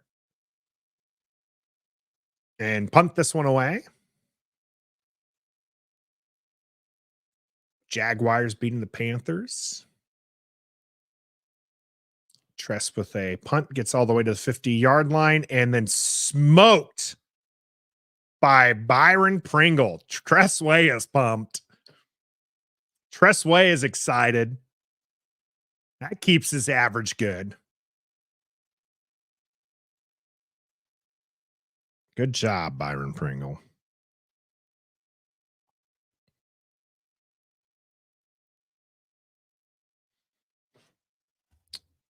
Yep.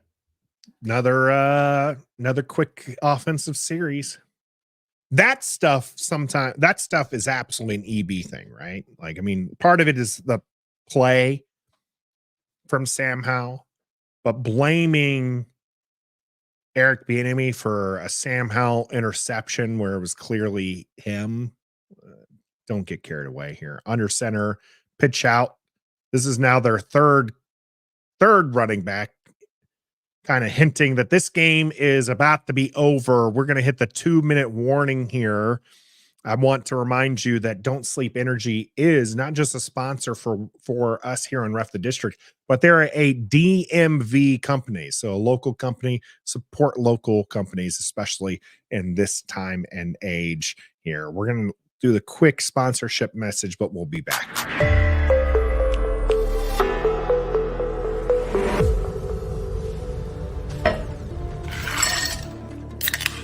Don't Sleep Energy is a proud sponsor of Ref the District.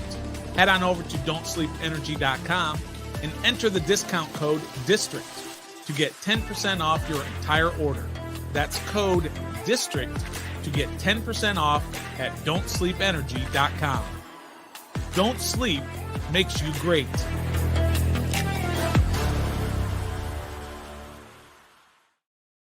Conversation in the comment section, I can see some of it is about Washington not being a good team and that Vegas was right and all that.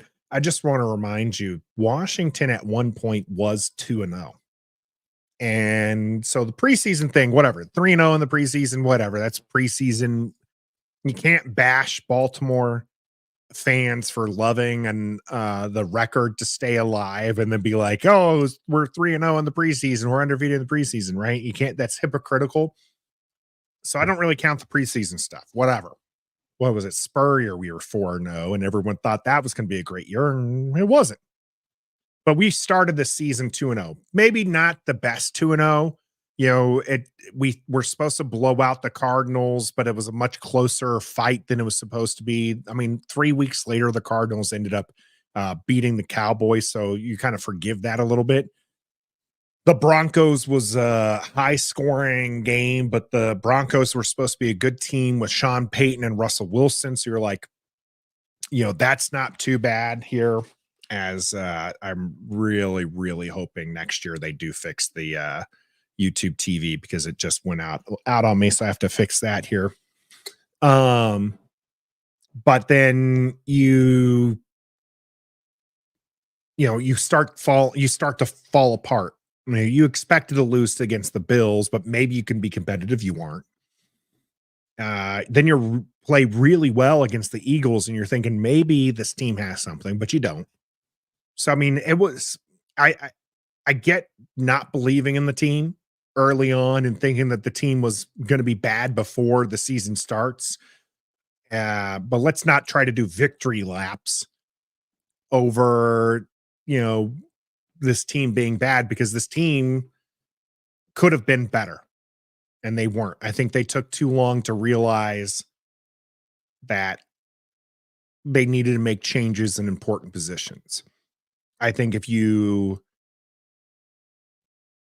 remove Jack Del Rio sooner, this defense probably plays better to get you a win or two.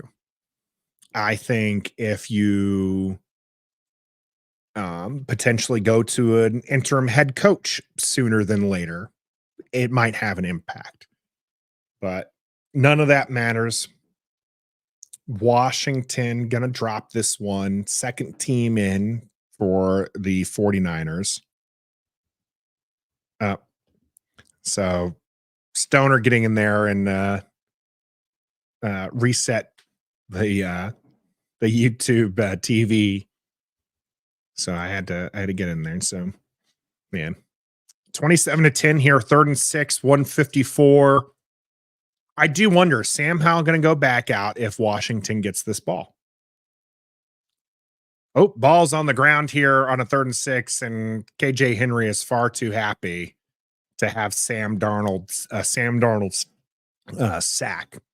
Which, by the way, I didn't even see Sam Darnold was in there until a little bit after the fact. I'd seen that it was their 3rd string quarterback. Yeah, I'm not sure what this was from Sam Darnold besides just Sam Darnold. How many backup quarterbacks does that make it coming in against Washington? Is that 3? We saw Buffalo put in Keenan Allen. Who else was beating us so bad we got to see the backup quarterback? We get Sam Darnold now. Oh, look at that. We're taking timeouts. Let me actually pay attention here. 49ers also only have 1. All right. So apparently we get to see a full offensive set here.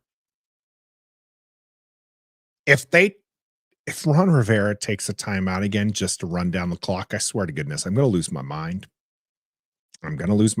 My entire instant reaction might just be Ron Rivera can't manage the clock. This is going to be returned by Jamison Crowder. Maybe not very far, though. He'll be tackled down there. So Todd is saying 4. We had Dallas. Yep, that was another one.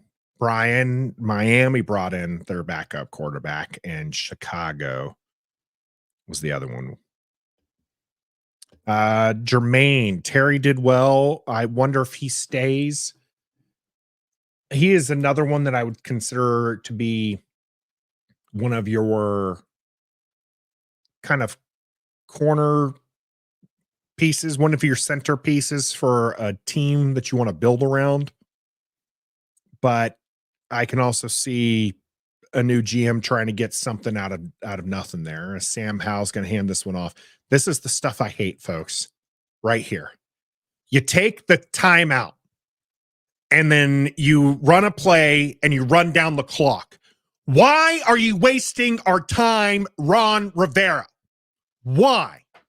Why take the timeout if you're going to call plays like this? Is that Ron Rivera? Is that Eric Bieniemy? Sam Howell back to pass. He's in pressure. He's throwing this one out of bounds. Antonio Gibson's the target. I get it. Crap like that is like, this is why we just want this game over. Well, I tell you what, the game's been over. It's 27-10. You're under the 2-minute warning. All right. At this point, even if you punt the ball away or it's 4th down, the other team is just going to kneel. Why are you taking the timeout to run crappy plays? I don't want to see a shotgun draw with less than 2 minutes to play when you're down 17 points. Sam Howell dropping back, throwing this one up in the air. And I don't know where the heck that was going to. Sam Howell looking at his wristband like, did we call this play? Gotta be kidding me. This is week 17. Get on the same page. All right, I'm getting a little excited here. PNW, appreciate the support there because I realize I'm losing my mind a little bit on a game that doesn't matter, goes exactly the way people want it to go. Washington keeping their draft position. Whatever. I don't care about that. I care about winning. I care about being exciting. From the shotgun, 4th and 9. Sam Howell dropping back at the 10, dances around, throws this one short to Bates, and that will be ball game. Sam Howell did end up having some pressure come to him, so he throws the short pass, which he's supposed to.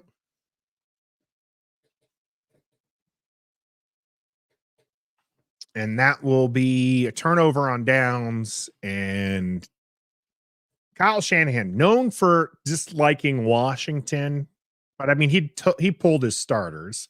So you got to figure this is going to be victory formation, right? There's got to be a gentleman kind of look across the field and be like, hey, I'm just going to kneel this. Are you just going to let me do this so we can just go home? We can start our New Year's Eve celebration. Yep, there's the victory formation. Sam Darnold doesn't have a lot of those in his career. And they'll have one more snap here.